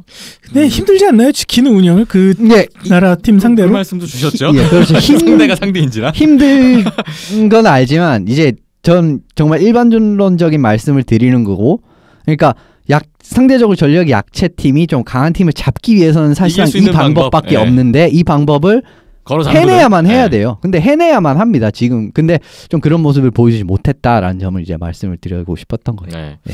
저도 뭐 비슷한 맥락에서 전력이 약한 우리 입장에서 강한 상대를 이기기 위해서 뭐가 필요할까라는 생각을 해보면, 아까 파워플레이 말씀도 주셨잖아요. 그러니까 굉장히 앞으로도 우리가, 저는 올림픽 포함해서 내년 월드 챔피언십까지 그렇죠. 바라본다고 친다면 앞으로 이런 강팀들과의 대결에서 이번 대회 마찬가지로 우리에게 그렇게 많은 득점 기회가 오지 않을 거거든요. 상대가 뭐 이번처럼 실책을 맞습니다. 해주고 네. 뭐 이렇게 살리면 좋지만, 뭐 실책이라도 해주면 땡큐지만 그렇게 많은 기회가 오지 않는 상황에서, 그러면 적은 기회에서 득점을 만들려면 일단 생각나는 게 파워플레이인데, 파워플레이에서의 강화는 좀 시급하지 않을까, 뭔가 돌파구를 찾아야 되지 않을까, 저도 그런 생각은 좀 같이 들었습니다.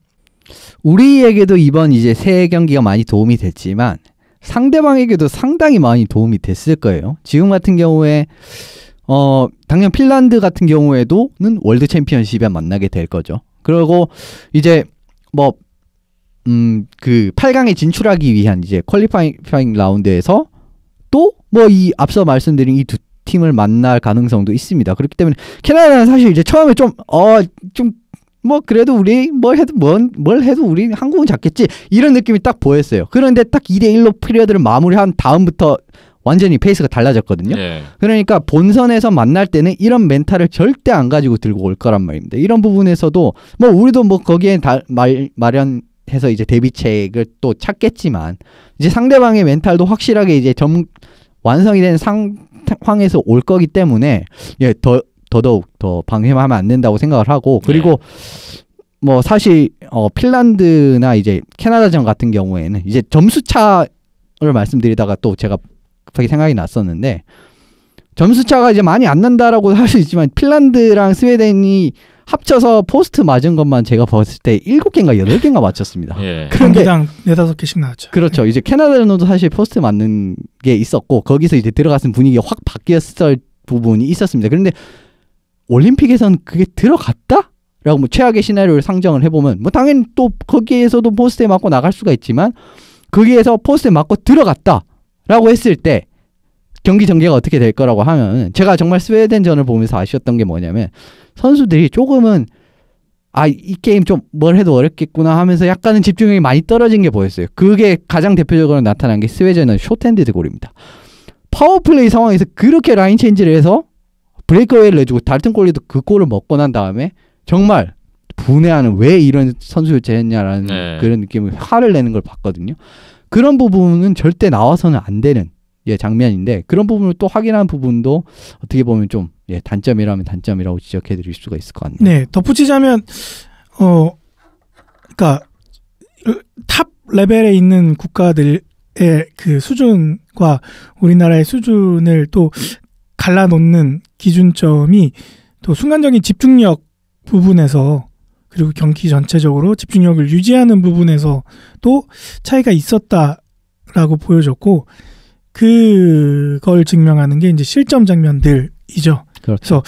그래서 물론 이제 상대가 워낙 좋은 피지컬과 좋은 스킬과 뭐 스케이팅 능력을 갖고 있어서 뭐 득점에 성공하는 장면도 있었지만 대부분은 이제 우리나라가 뭐 순간적인 집중력이 흐트러졌을 때 뭐 라인 체인지 실패했던 부분들도 있었고 내지는 뭐 사람을 놓친 부분들도 있었고 순간적인 집중력이 흐트러졌을 때에 실점했던 장면들이 거의 대부분이었고 그리고 스웨덴전처럼 좀 경기 전체적으로 경기가 어려워졌다라는 게 실감이 됐을 때 전체적으로 집중력이 흔들리는 부분들. 이거는 뭐 비단 올림픽 가서 아니면 세계 선수권 가서 더 빈번하게 벌어질 수 있는 상황이니까 이런 상황에 처해 있을 때 아니면 처해할 위기가 다가왔을 때 어떻게 멘탈을 부여잡는가가 또 중요할 것 같은데 뭐 과제가 많긴 하지만 우선 과제를 한다면은 그런 집중력 부분이 요거는 뭐 그냥 개인 스스로 컨트롤을 통해서 극복할 수 있는 방법 중에 하나니까 뭐 쉽게 할 수 있는 것들부터 해나간다면은 요 부분도 챙겨야겠네요. 물론 뭐 4일간 이제 3경기를 치르면서 체력적으로 부담이 없었다라고 말씀을 드리기엔 좀 어렵긴 하지만 월드 챔피언십은 사실 그거보다 더 가혹한 스케줄이 기다리고 있기 때문에 그렇죠. 이것도 극복을 해야 되는 게 과제 중에 하나인 건 맞습니다.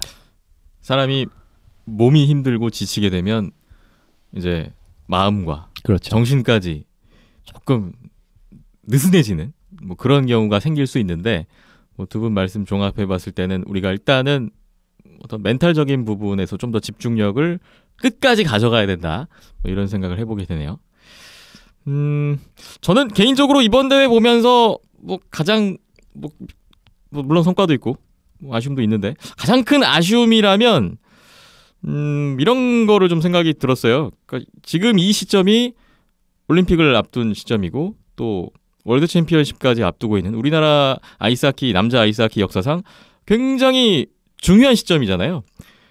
근데 이 시점에서 정작 이 중요한 시점에 비해서는 오히려 선수들의 경기력이 과거에 비해서 좀 떨어진 느낌을 주는 선수들이 많아서 그런 게 좀 많이 아쉬움으로 다가왔는데 브락 라던스키 선수 같은 경우도 뭐 계속 뭐 고관절 부상 수술 나이도 이제 뭐 어느덧 34살이고 뭐 좀 그런 영향이 있을 거고요.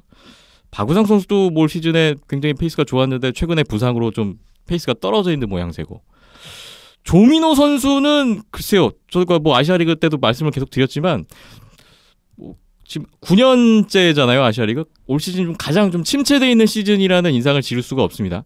이번 대회에서도 뭐 활동량은 여전하지만 저는 뭐 스피드나 이런 날카로운 부분에 있어서는 예년만 못하다는 느낌을 좀 받고 있어서 그런 부분이 좀 아쉬웠고 마이크 테스트리드 선수도 뭐 최근에 좀 좋은데 살아났지만 그래도 2, 3년 전에 보여줬던 그런 파괴력은 좀 아닌 것 같고 역시 테스트리드 선수도 부상 이후에 좀 폼이 떨어진 그런 좀 느낌이 있고요.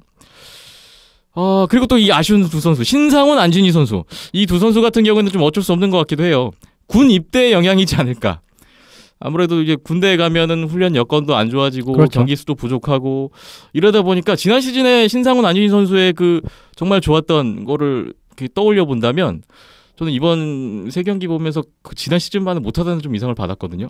상황이 너무 너무 상황이 좀 애매하게 맞물려서 군대를 간 감이 없지 않아 있기 때문에 사실 경기력의 저하는 어쩔 수가 없는 상황이었는데 이번 채널 1컵에서도 그렇게 좋은 활약을 보여줬다라고 말씀드리기 좀 힘든 활약을 했죠. 뭐 또 오연호 선수도 최근 부상이 있었고 브라이언 영 선수는 아예 이번 대회 부상으로 뛰지도 못했고요. 브라이언 선수 지난 시즌보다 좀 계속 부상에 시달리고 있는 지금 형국이고, 그러니까 물론 뭐 지난 시즌과 비교해봤을 때 뭐 김원중 선수라든지 김희혁 선수라든지 뭐 마이클 스위프트 선수라든지 지난 시즌 비교해서 좀 더 올 시즌이 좀 좋아 보이는 그런 선수들도 물론 있지만, 상대적으로 전체적으로 봤을 때는 상당수의 선수들이 이 중요한 시점에 오히려 좀 경기력이 떨어져 있다라는 느낌을 주는 게 좀 매우 아쉬웠고, 그러다 보니까 올림픽이 2018년이 아니고 평창이 2014년이었으면 어땠을까 이런 생각까지 다시 한번 해보게 되는 그런 좀 아쉬움이 좀 들었어요. 뭐 지난 얘기 가지고 아쉽다라고 하면은 뭐 돌이킬 수 없는 건데 어쩔 수 없는 거고, 뭐 앞으로 어떻게 더 잘 헤쳐 나갈 건가를 생각을 해본다라고 하면은 뭐 우리나라가 아직 선수층이 굉장히 얇다라는 게 뭐 최근에 더 많이 드는 생각이고, 좀 더 뭐 인재풀이 갖춰져 있으면은 뭐 체력적인 부분이나 아니면은 여러 가지 시험이나 이런 것들도 여러 가지로 해볼 수 있는 여건들이 있을 텐데, 그게 없다라는 게 좀 많이 아쉬운 부분이죠. 지금 뭐 30명 안팎의 선수들이 국가대표 멤버들로 구성이 되어 있고, 거기에서 뭐 부상 여부나 아니면은 컨디션 여부에 따라서 한두 명씩 교체가 돼서 이제 투입이 되는 시점인데, 뭐 모두가 컨디션이 좋고 베스트 컨디션에 뭐 부상 없이 뛰면 좋겠지만, 최근 몇 년 동안 진짜 힘들게 쉴 틈 없이 여름 비시즌 기간에도 쉴 틈 없이 훈련을 해왔던 선수들이다 보니까 뭐 나이가 들어감에 따라 그런 부분에서 조금 버거운 부분들이 생기는 건 어쩔 수 없는 것 같고요.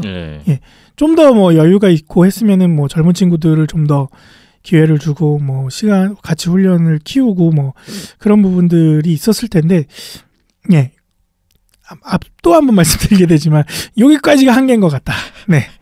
라는 생각이 들었고, 여기서 이제 좀 더 다시 하나씩 쌓아 올려야 되는 단계라고 봐야겠죠. 상황이 이러한 가운데 뭐 결론은 이거밖에 없는 것 같습니다. 이제 올림픽 한 50일 정도 남았고 월드 챔피언십은 좀 더 많이 남았는데, 남은 기간 동안에 일단 최고의 컨디션을 만들기 위해서 최선을 다해야 될 것 같고요. 뭐 조금 지금 몸 상태가 정상이 아닌 선수들은 빨리 회복해서 준비를 좀 잘 하는 방법밖에 없을 것 같습니다. 자, 이제 우리나라 대표팀에 대한 리뷰 정리를 해야 되는데, 이번 대회가 끝나고 여러 기사들을 봤습니다. 뭐 온도차가 좀 느껴지는 기사들이 있었는데, 일단 전체적인 분위기는 강팀들 상대로 선전했다. 앞으로 올림픽에 대한 희망을 봤다. 뭐 이런 얘기들이 나오고 있어요. 이 부분에 대해서는 이 두 분이 공감을 하시는지 또 궁금해져가지고 질문을 드려봅니다. 반반인 것 같아요. 그러니까 선전한 거는 분명히 맞죠. 저희도 뭐 10골차 이상 뭐 아니면 20골차까지도 날 수도 있다. 뭐 상대가 NHL 출신이든 뭐 KHL 출신인 거 그런 걸 떠나서 워낙에 그 랭킹 순위 사이에 그 격차나 뭐 레벨 차이가 워낙에 극명하다 보니까 정말 암울한 경기 내용까지도 갈 수도 있을 거라는 생각을, 그리고 걱정을 했었는데, 그 걱정을 날려버릴 수 있을 만큼의 선전은 했죠. 하지만 올림픽에서 희망은 글쎄요. 희망은 없습니까? 올림픽에서 희망이라 한다면은 뭐 1승하고 2승하고 이래야 되는 거 아닙니까? 아니요. 3패를 해도 그 다음 이제 퀄리파잉 라운드까지는 갈 수가 있는데, 이제 성적이 나쁘면 나쁠수록 퀄리파잉 라운드에서 상당히 센 팀을 만납니다. 그렇기 때문에 그 이제 8강 가기는 사실 더 어려워지는 거죠. 이제 성적이 나쁘면. 조별리그 3경기에 일단 4경기까지는 확보가 돼 있는 거죠. 그렇죠. 4경기까지는 확보가. 그게 희망이 없는 거 아닙니까? 그렇죠. 사실. 그래서 그러니까 너무 지금 이제 올림픽이 코앞이다 보니까 올림픽에 포커스를 맞추는 건 좋으나 글쎄요. 지금 아니 잘했으면 희망을 봐야 되는 거 아닙니까? 지금 선전했으나 잘했는데 희망은 없다? 이건 약간 상반된 얘기인 것 같은데요? 그러니까 그게 반반이라고 말씀드린 게 그거예요. 그러니까 이 국가들을 상대로 승리를 할 수 있다라는 거는 현실적으로 많이 어려운 거를 또 저희가 직접 눈으로 봤잖아요. 그렇죠. 거기서 희망을 올림픽에서 희망을 찾는 건 좀 무리일 것 같고 그 이유를 좀 더 생각을 하고 거기서 희망을 찾아보는 게 좀 더 현실적이고 바람직한 내용이지 않을까. 예. 보면은 막 메탈트는 거의 뭐 영웅으로 추대받고 있고 네. 예. 그런 게 좀 꼴보기 싫더라고요. 저는 다 잘했으면 잘한 거고 다 못했으면 못한 거지. 팀 스포츠인데. 그렇죠. 예. 뭐 누구 하나 영웅, 누구 하나 막 옛날 막 2002년 월드컵 때처럼 이게 2002년 몇 년 전 건데. 예. 그런 얘기 나오면서 막 하나하나 영웅화 돼가는 게 예, 그게 좀 글쎄요. 이게 맞는 건가라는 생각이 들었었고. 네. 좀 더 장기적으로 보고 예. 좀 예. 지금 우리나라 현실을 좀 더 직시를 하고 예, 그걸 배경으로 좀 더 이야기가 오고 갔으면 좋지 않을까라는 생각을 했죠.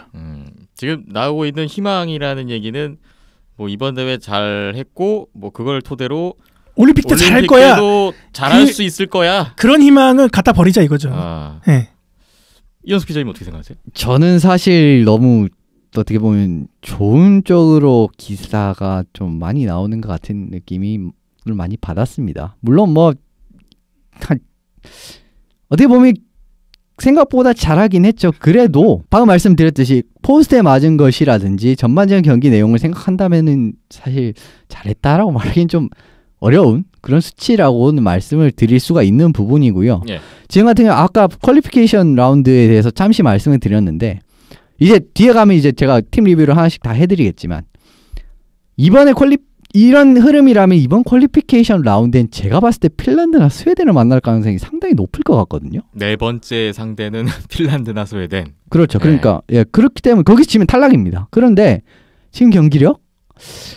이라면 사실 많이 어렵죠. 예, 그건 사실이고 좀 아무리 이제 이런 부분을 좀 띄우고 붐업을 해야 되고 이런 부분은 사실이긴 합니다만 정말 좀 뭐랄까 냉정하게 보고 좀 그런 부분도 있었으면 저는 하는 생각이 항상 들어요. 너무 이제 좀 근데 이게 제가 봤을 때는 선수들한테도 그렇게 좋은 영향을 주지는 않을 것 같거든요. 지금 이렇게 잘했다 하는 게 선수들한테 그렇게 도움이 되지 않을 거다는 네. 말씀이세요? 예, 네. 본인들이 어떤 레벨이고 한계점을 갖고 있고 앞으로 어떻게 해야 될지는 선수들 그리고 코칭 스태프들 본인들이 더 잘 알고 있죠. 주변에서 뭐 잘한다 하는들 그게 뭐 선수들한테 큰 영향을 미칠 것 같지는 않고요. 예, 네. 뭐 좋은 영향, 나쁜 영향 이런 걸 떠나서 예. 그리고 항상 느끼는 거지만 저희 방송 되게 현실적이고 냉정하다라는 게 네. 네. 별로 좋은 소리 잘 안 하니까요. 또 느끼게 되는데 네, 이현석 기자님이나 저나 예, 좀 더 예, 그게 맞지 않을까라고 같이 의견을 드리는 거죠. 뭐, 네. 50개 넘는 슈팅이 날아오고 사실 경기 내용에 비해서는 스코어 차가 많이 안 그렇죠. 났는데 네. 뭐 그런 결과로 이어지다 보니까 맷 달튼 선수의 뭐로 선방이 좀 또 부각이 되는 거 아닐까요? 경기 내용에 비해 득점이 별로 안 났다라기보다는 네. 예, 안 나게끔 잘했다라고 또 보는 게 맞을 것 같아요. 그리고 네, 그 또 추가적으로 조금 더 말씀을 드리면 네. 스웨덴이 제가 알기로는 세 번째 골을 넣고 골리를 바꿨죠. 네. 그렇죠. 그런데 그때부터 또 약간 템포가 떨어지기 시작하는 게 예, 있었어요. 널널하게 한 거죠. 뭐라고 여기 이걸 확인할 수 있는 건 뭐냐면은 한 골을 먹었으니까 이제 가야겠다 했을 때는 템포 확 올라간 게 보였거든요. 그리고 그 다음부터 패싱 플레이 딱딱딱 이루어지면서 아주 쉽게 공략을 하는 모습이 나왔어요. 그런데 세 번째 골 나오고 이 정도면 충분해 한 이후로부터 오케이 이 정도면 딱 봤는데 역전할 각은 안 나오겠다. 그리고 이 정도로 하면은 이 정도 경기력만 이어가는 수준만 간다면은 뭐 괜찮겠다 하고 해서 템포 낮추고 그 다음에 그 전에 됐던 그런 페이스 같은 게 안 나옴에도 불구하고 그래서 4대1이 나왔다고 저는 생각을 합니다. 모든 경기가 사실 그랬어요. 예. 캐나다도 그렇고. 그걸 제가 정말 느꼈던 이유가 뭐냐면은 캐나다와 러시아의 경기를 봤거든요. 완전 다른 템포입니다. 이게 우리랑 붙었던 그 캐나다의 템포가 맞아? 라고 느낄 정도로 저는 상당히 놀랐어요. 그 경기를 우리와 보고. 붙었던 거는 그들의 본 모습이 아니다라는 말씀이시네요. 그렇죠. 그러니까 그런 것까지 이제 네. 가능성을 감안을 하고 다 이제 생각을 해야 된다는 겁니다. 제가 말씀드리는 거. 맞습니다. 그렇군요. 객관적이고 현실적이고 냉정한 분석. 예, 그래서 잘 들었습니다. 세 경기 보면서 뭐 캐나다전을 제외하고는 아마 되게 박진감 넘치고 재밌다라는 느낌은 많이 못 받으셨을 것 같아요. 예, 아무래도 좀 상대가 좀 느슨하게 나가는 경향도 없지 않아 있었고, 네.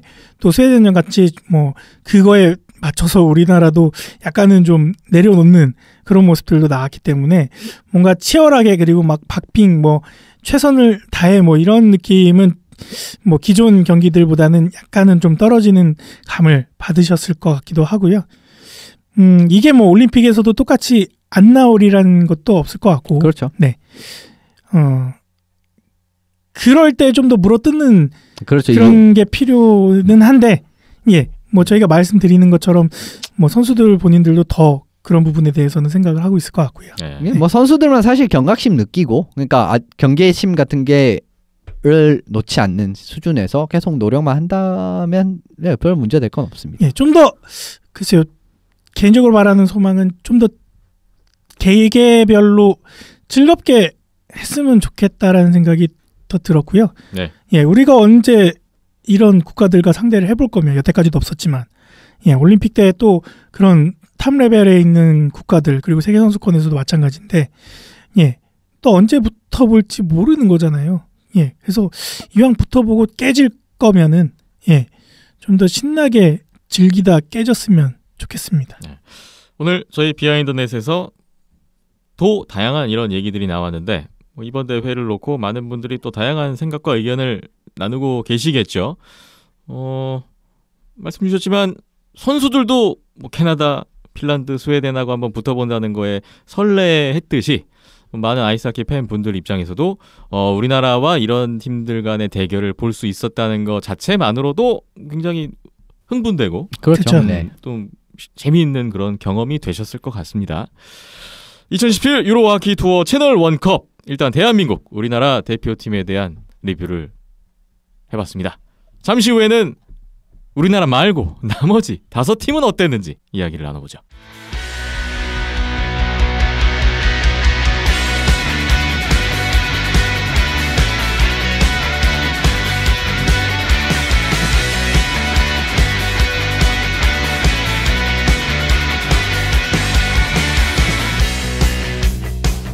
유로하키 투어 채널 원컵, 이번 대회 나머지 5팀들은 어땠는지 이야기를 나눠보겠습니다. 이번 대회 우리와는 경기를 치르지 않았지만 러시아의 우승으로 마무리가 됐습니다. 네, 러시아가 3전 전승을 치르면서 우승을 했고, 일단 최종 순위를 정리를 해드리면 우승 러시아, 2위가 체코고요. 우리나라와 경기 안 했던 두 팀이 1, 2위를 했어요. 그리고 3위 핀란드, 4위 스웨덴, 5위 캐나다, 6위 대한민국, 이렇게 마무리가 됐습니다. 1위 러시아부터 한 팀 한 팀씩 코멘트를 해주시면 좋을 것 같네요. 일단 우승팀 러시아, 역시 최강이었나요? 뭐 홈에서 이 경기지 않았습니까? 뭐 압도적인 모습이라고 해도 뭐 과언이 아닐 정도로 좋은 모습 보이면서 우승을 차지했어요. 스웨덴을 첫 경기에서 3대1로 잡은 거 이후에 추가 실점은 아예 없었고요. 캐나다 2대0, 핀란드까지 3대0으로 잡으면서 어디 보면 뭐 어떻게 손쉽게 우승을 차지했습니다. 로스터를 보신 분들은 알겠지만 이번 로스터는 대부분 스카와 체스카 선수들로 구성이 되어 있습니다. 물론 아닌 선수들 팀도 이제 한두 명씩 있지만 대부분이 두 팀, 어떻게 보면 지금 러시아 최고 명문이고 가장 강하다고 할 수 있는 두 팀에서 많은 선수들이 차출이 되면서 이 팀 정도 돼야 러시아 B팀이다 라고 할 수 있을 정도로 좋은 로스터 구성으로 나왔었어요. 물론 아마 소치올림픽이 아니죠. 그러니까 평창올림픽에는 이거보다 사실 조금 더 다듬어서 더 좋게 나올 가능성이 큽니다. 아무튼 캐나다전을 제외를 하면은 상당히 좋은 경기력을 보였어요. 캐나다전 역시 승리를 따냈기 때문에 결과적으로는 나쁘지 않았던 경기라고도 말씀을 드릴 수가 있을 것 같습니다. 특히 골리진에 이번에 셰스토르킨, 소로킨, 코세치킨이라는 정말 뭐 러시아 KH를 대표하는 3인방 골리가 나왔는데 코세치킨 선수가 2경기를 소화를 하면서 상당히 인상적인 경기력을 보였어요. 이 선수가 스웨덴전, 핀란드전을 나오면서 2경기에서 1실점밖에 하지 않았습니다. 그러면서 러시아 주전 골리 경쟁이 또 이거 알 수 없이 흘러가는 그런 정정해드릴 스웨덴이랑 캐나다전을 나왔던 걸로 이제 기억을 해요. 이 2경기에서 뭐 마찬가지로 1실점입니다. 그렇게 나쁜 경기를 보이지 않았고 캐나다전에서는 정말 말도 안 되는 세이브부터 시작을 해서 셧아웃 승리를 보여줬기 때문에 갑자기 또 이 선수가 또 러시아 주전 골리 경쟁에서 좀 재밌게 갈 것 같아요. 근데 코시치킨 선수는 예전부터 굉장히 베테랑이었고 이름값이라든지 실력은 항상 있었던 선수지만 그래도 뭐 NHL에 있는 골리도 있고 러시아에는 또 좋은 골리들이 많았기 때문에 좀 치인 느낌이 있었는데 이번 대회에서 좀 본인의 가치를 증명을 하면서 좀 주전 경쟁에서도 좀 우위를 차지할 수도 있을 법한 좀 좋은 모습을 보였던 것 같습니다. 그리고 공격에서 지금 뭐 NHL에 곧 들어올 가능성이 있는 키릴 카프리조프라든지 뭐 니키타 구세프 선수의 뭐 호흡이라든지 이런 부분도 상당히 좋았고요. 전반적으로 사실 러시아가 힘을 굉장히 주고 나온 대회였기 때문에 사실 좀 우승은 이변 없이 우승을 차지한 감은 없지 않아 있다고 말씀드릴 수 있을 것 같습니다. 3경기 전승을 했고 3경기에서 1실점밖에 하지 않았다는 점 눈길을 끌고요. 이번 대회 우승으로 끝났는데 평창 올림픽에서의 로스터가 조금 변동은 있겠지만 그렇죠. 여전히 평창 올림픽 우승 후보 1순위로 러시아를 보십니까? 이현 기자님요? 예, 저는 그대로 봅니다. 왜냐하면 여기에다가 안드레 마르코프라든지 이런 선수들이 들어올 거고 지금 다니스 자리포프 선수도 오늘 뭐 결승골을 기록을 하면서 또 팀의 승리를 인도했다라고 하는 걸 보면은 다른 좋은 선수 THL의 다른 좋은 선수들도 합류를 할 가능성이 크고요. 그러니까 모스크바에서 먼 쪽은 사실 그렇게 안 들어온 느낌이 있어요. 근데 거기에서 이게 뭐 올림픽은 사실 그런 게 없기 때문에 또 더 좋은 선수들이 많이 들어올 거고 그러면 팀 전력은 더 강해질 겁니다. 그런 부분에서 더 추가점을 준다면 사실 러시아가 뭐 KHL이 정말 불참을 하지 않는 이상해야 최강이라고 보고 이번 대회에서 사실 파벨 다슈크 선수가 로스터에 들어가 있었지만 3경기에서 한 경기도 나오지 않았어요. 이제 컨디셔닝 이슈로 나오지 않았는데 뭐 올림픽에서 사실 나올 가능성이 크거든요. 이렇게 되면 또 팀이 더 강해지는 거기 때문에 좀 더 좀 주목을 해봐야겠네요. 그렇군요. 이번 대회 진행이 되면서 우리나라와 맞물린 소식이 하나 나왔는데 바로 이 러시아와 우리나라가 올림픽 전에 2번의 친선 경기를 가질 것이다 라는 뉴스가 나왔습니다. 대한아이스하키협회와 러시아 아이스하키협회 간의 MOU 체결 소식이 나왔는데요. 대한민국 대 러시아 혹은 KHL 소속팀 이렇게 보도가 됐더라고요.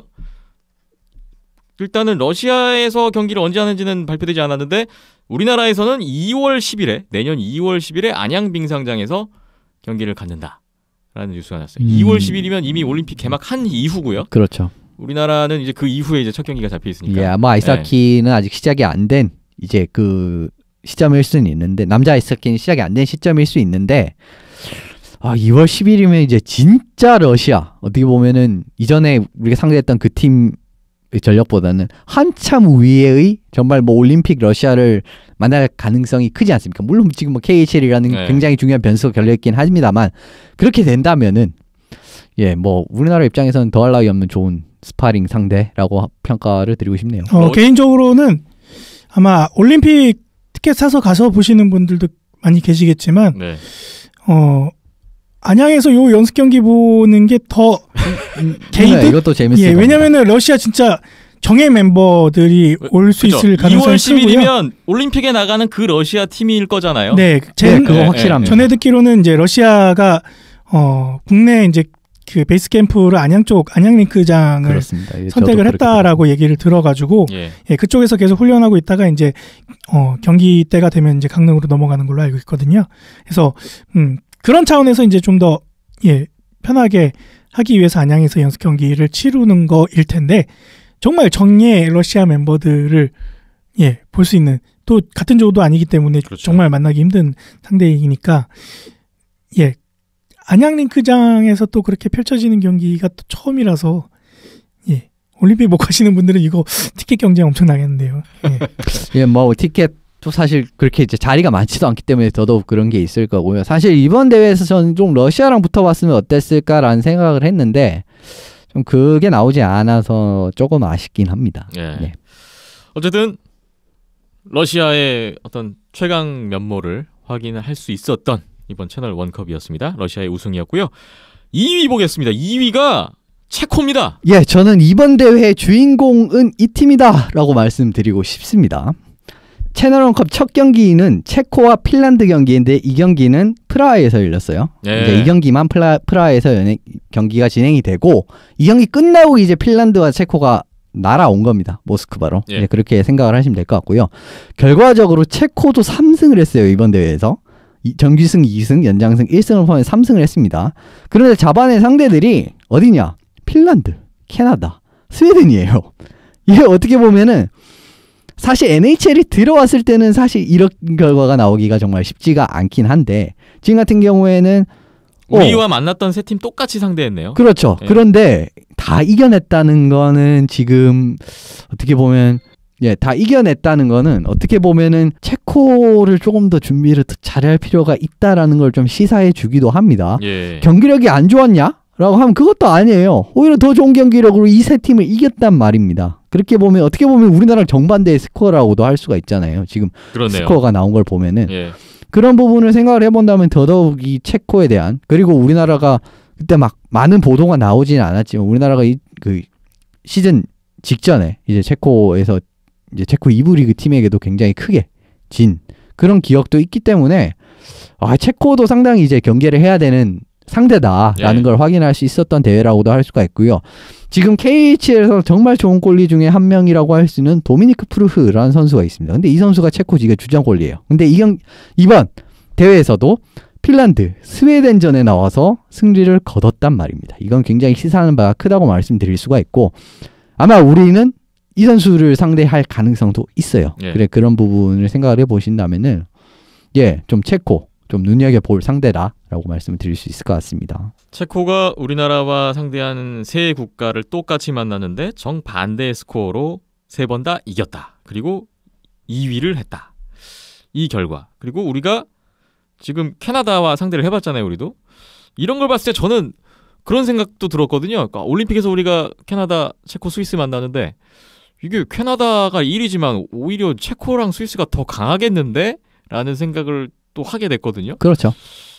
스위스는 아직 좀 공개가 되지 않았지만 체코가 이게 만만치 않은 팀이다라는 걸 또 한 번 실감하게 됩니다. 그리고 체코도 만만치 않은데 지금 완전 스위스가 베일이에요. 지금 우리나라 입장에서는 네. 거의 붙어본 적도 없고요. 최근에 경기를 해본 적도 없고 이 뭐랄까 뭔가 참고될 만한 자료가 없어요. 왜냐하면 체코 같은 경우에는 최근에 굉장히 체코를 많이 가면서 선수들이 어쨌든 체코 스타일의 하키에 최근 단연간 시즌 전에 좀 적응을 한 부분이 있단 말이에요. 그런데 전혀 이런 게 없단 말입니다. 그렇다고 스위스가 얕볼 상대냐라고 하면 절대 아니거든요. 예. 강하면은 체코급으로 강한 팀이라고도 할 수 있는 스위스예요. 그렇기 때문에 어떻게 보면은 NHL이 나오지 않았던 이 변수가 상당히 나쁘게 말하면 하향 평준하지만 모든 팀들이 제가 생각을 했을 때는 1위에서 7위 정도 되는 팀들은 모두 금메달 가능성이 있는 이번 대회라고 생각을 합니다. 예. 물론 러시아가 가장 높다고 생각은 하는데 그렇기 때문에 방심은 절대 하면 안 될 것 같다라고 느낀 게 이번 체코의 결과를 보고 좀 생각을 했어요. 그렇군요. 2위 체코였습니다. 이제 다음 순위로 넘어가 봅니다. 3위가 핀란드고 4위가 스웨덴인데 똑같이 1승 2패를 기록했습니다. 예, 그래서 같이 묶어서 이제 말씀을 드리려고 합니다. 예. 한국전에서 1승이 사실상 이 두 팀 승리의 전부였어요. 그런데 그거는 1승이고 최정예 팀을 꾸린 러시아한테 지는 부분은 어쩔 수 없다라고 쳐도 사실 이 두 팀 정도의 레벨이고 그리고 선수진이라면은 체코 정도는 수월하게 공략을 해내야만 합니다. 그리고 이 두 팀은 사실 메달을 따지 못하면은 그 올림픽은 좀 실패라고도 할 수 있을 정도로 상당히 강한 두 팀이기 때문에 더더욱 그럴 수 있는데 예. 체코에게 경기력에서 전혀 우위를 가져가지 못하면서 패했다는 점은 핀란드 같은 경우에는 이제 역전패를 당했고요. 스웨덴 같은 경우에는 정말 1대4로 완패를 당했거든요. 그렇기 때문에 지금 이 두 팀에 있어서는 이번 채널원컵이 상당히 시사하는 바가 큰 어떻게 보면 정말 이거는 큰일 났다라고 할 수 있을 정도로 좀 발등에 불이 떨어질 만한 어떻게 보면 좀 개선점을 빠르게 찾아야 할 만한 그런 부분의 대회라고 말씀을 드릴 수가 있을 것 같습니다. 네. 핀란드와 스웨덴 모두 최근 국제대회 성적이 좋았던 팀들인데 이번 대회를 통해서 다시 한번 경각심을 일으킬 것 같습니다. 다음 이번 대회 5위가 된 캐나다입니다. 캐나다가 5위로 끝난 것도 좀 의외예요. 이번 대회 가장 큰 이제 패자라고 하면 어떻게 보면 캐나다라고 할 수가 있습니다. 한국전에서 제가 이번 캐나다가 그렇게 팀이 상태가 좋지가 않구나라는 걸 좀 느꼈던 점은 뭐냐면은 슈팅 자체는 정말 많이 가져가긴 했어요. 그건 맞는데 공격에서는 날카롭다라는 느낌 전혀 저는 받지를 못했습니다. 그렇게 네. 많이 받지를 못했어요. 그런데 그 다음 체코와의 경기에서 이게 여실히 드러났죠. 체코와의 경기에서 캐나다가 기록한 슛이 16개밖에 되지 않습니다. 그 캐나다가 16개밖에 슛을 쏘지 못했어요. 체코에게.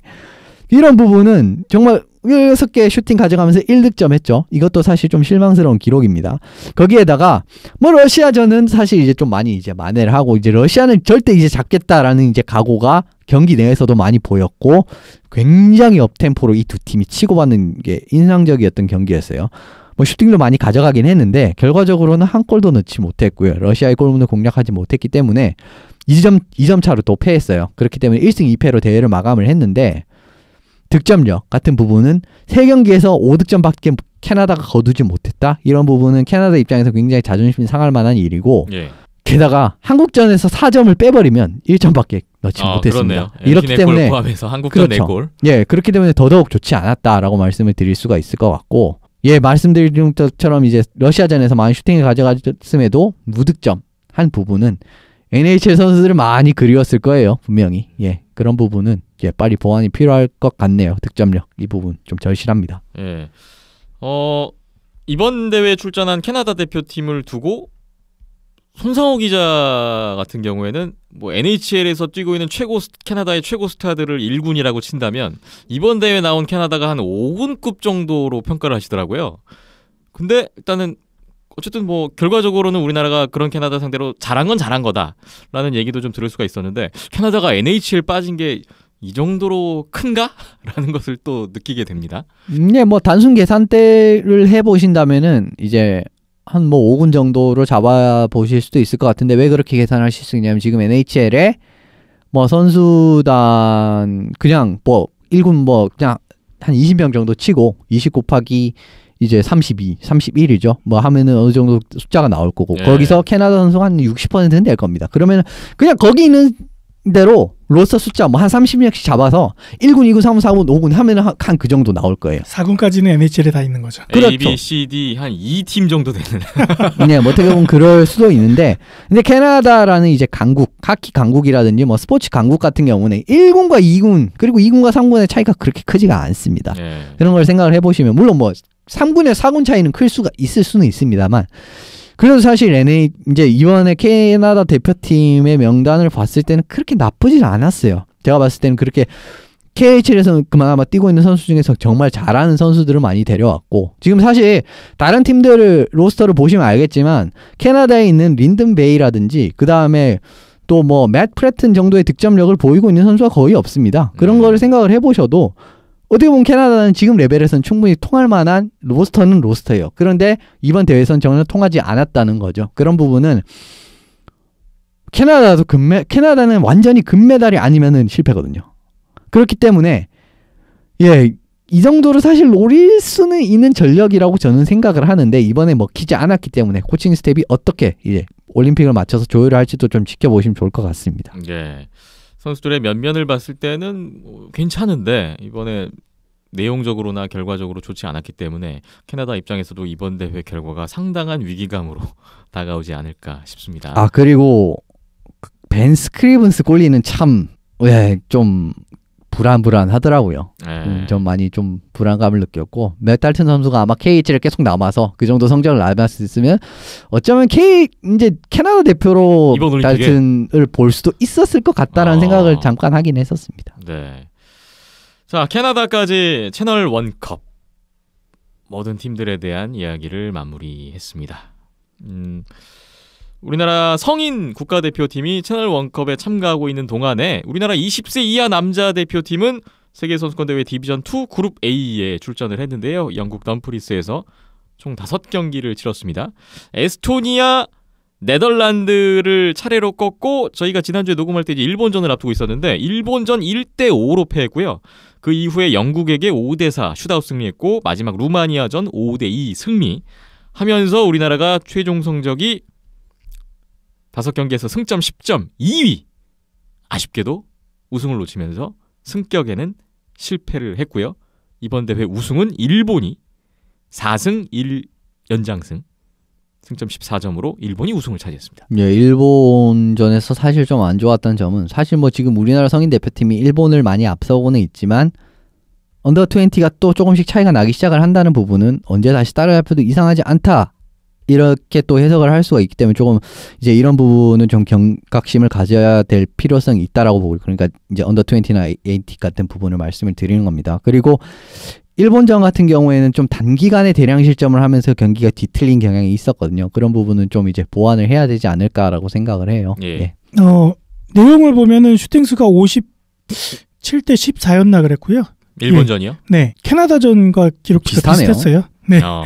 그래서 근데 이제 지난 대회들 성적을 보면은 일본 같은 경우에는 이제 디비전 1B에서 2A를 왔다 갔다 하는 그렇죠. 네, 레벨이고 딱 그 레벨입니다. 우리나라 같은 경우에는 이제 2A, 2B를 왔다 갔다 하다가 최근에 이제 좀 지난 시즌에는 이제 2B에서 올라왔고 이번 시즌 이제 2A에서 또 잔류를 하게 됐는데 많이 올라오긴 올라왔고 많이 따라잡기는 따라잡았는데 아직까지는 일본과의 그렇죠. 격차가 날 수밖에 없는 거는 뭐 여러 가지 이유가 있겠지만 또 이번 경기 내용을 봐서도 또 그런 격차를 실감을 했겠지만 네, 결정적인 거는 뭐 선수풀 그리고 경기수 맞아요. 이걸로 요약이 될 것 같습니다. 네. 일본 같은 경우에는 정말 수많은 4부 리그, 5부 리그까지 있는 일본 대학팀들이고 또 지역별로 대회를 거쳐서 전국 대회가 펼쳐지고 하면서 정말 수많은 경기들을 1년 내내 펼쳐내고 있는 그런 선수들이고 우리나라 같은 경우에는 대학교 5개 팀이 경기가 너무 없죠. 10경기 안팎의 경기 뭐 한두 달이면 대회 시즌이 마무리가 돼버리는 이런 환경 속에서 나왔던 거였기 때문에 그런 차이가 이번 대회 한일전의 격차로 나왔던 게 아닐까라고 생각이 들고요. 아마 많이 공감을 하실 것 같네요. 이번 언더 20 일본 같은 경우는 뭐 우리나라 경기에서 득점을 한 뭐 아이케아토 선수라든지 콘유스케 선수 뭐 많이 들어보셨겠지만 오지 이글스의 선수들입니다. 이 선수들이 그대로 차출이 되면서 뭐 우리나라 경기에서도 뭐 좋은 모습을 보여주고 이런 부분이 있는 걸 보면은 조금 이제 말씀드렸듯이 뭐 경기 수 부분이라든지 좀 확실하게 좀 선수 육성을 해서 좀 빨리 따라잡았으면 하는 감이 없지 않아 있네요. 그리고 좀 더 추가적인 부분인데 이건 또 다른 대회의 소식인데 이번에 D1A에서 탑 디비전으로 올라갈 언더 20 팀은 카자흐스탄입니다. 네. 그런 부분을 보면 어떻게 보면 또 아시아권으로 묶을 수도 있잖아요. 카자흐 같은 경우에는 그런 부분, 카자흐의 약진 이런 부분도 좀 지켜보시면 좋을 것 같네요. 우리나라 남자 성인 대표팀이 월드 챔피언십으로 승격하면서 성인 쪽에서는 일본하고 간격이 이렇게 좀 벌어졌는데 지금 20세 이하는 반대로 가고 있다는 점 좀 보면 또 상기가 될 것 같고 뭐 앞으로가 과제죠. 그렇죠. 베이징 올림픽 이후를 좀 더 길게 이제 볼 필요가 있는 것 같습니다. 그런 시점이 온 것 같아요. 준비가 필요합니다. 우리나라 20세 이하 대표팀 대회가 끝났고 이제 2018 월드 주니어 챔피언십이 다가옵니다. 올해는 미국 버펄로에서 진행이 되는데 12월 26일부터 1월 5일까지 잡혀 있어요. 미국, 캐나다, 덴마크, 슬로바키아, 핀란드가 A조고요. B조에는 러시아, 스웨덴, 체코, 스위스, 벨라루스가 포진돼 있습니다. 다음 주에는 또 요 주니어 챔피언십, 월드 주니어 챔피언십 이야기를 또 할 수 있을 것 같네요. 비하인드넷 127회 함께하고 계시고요. 잠시만 쉬었다 갑니다.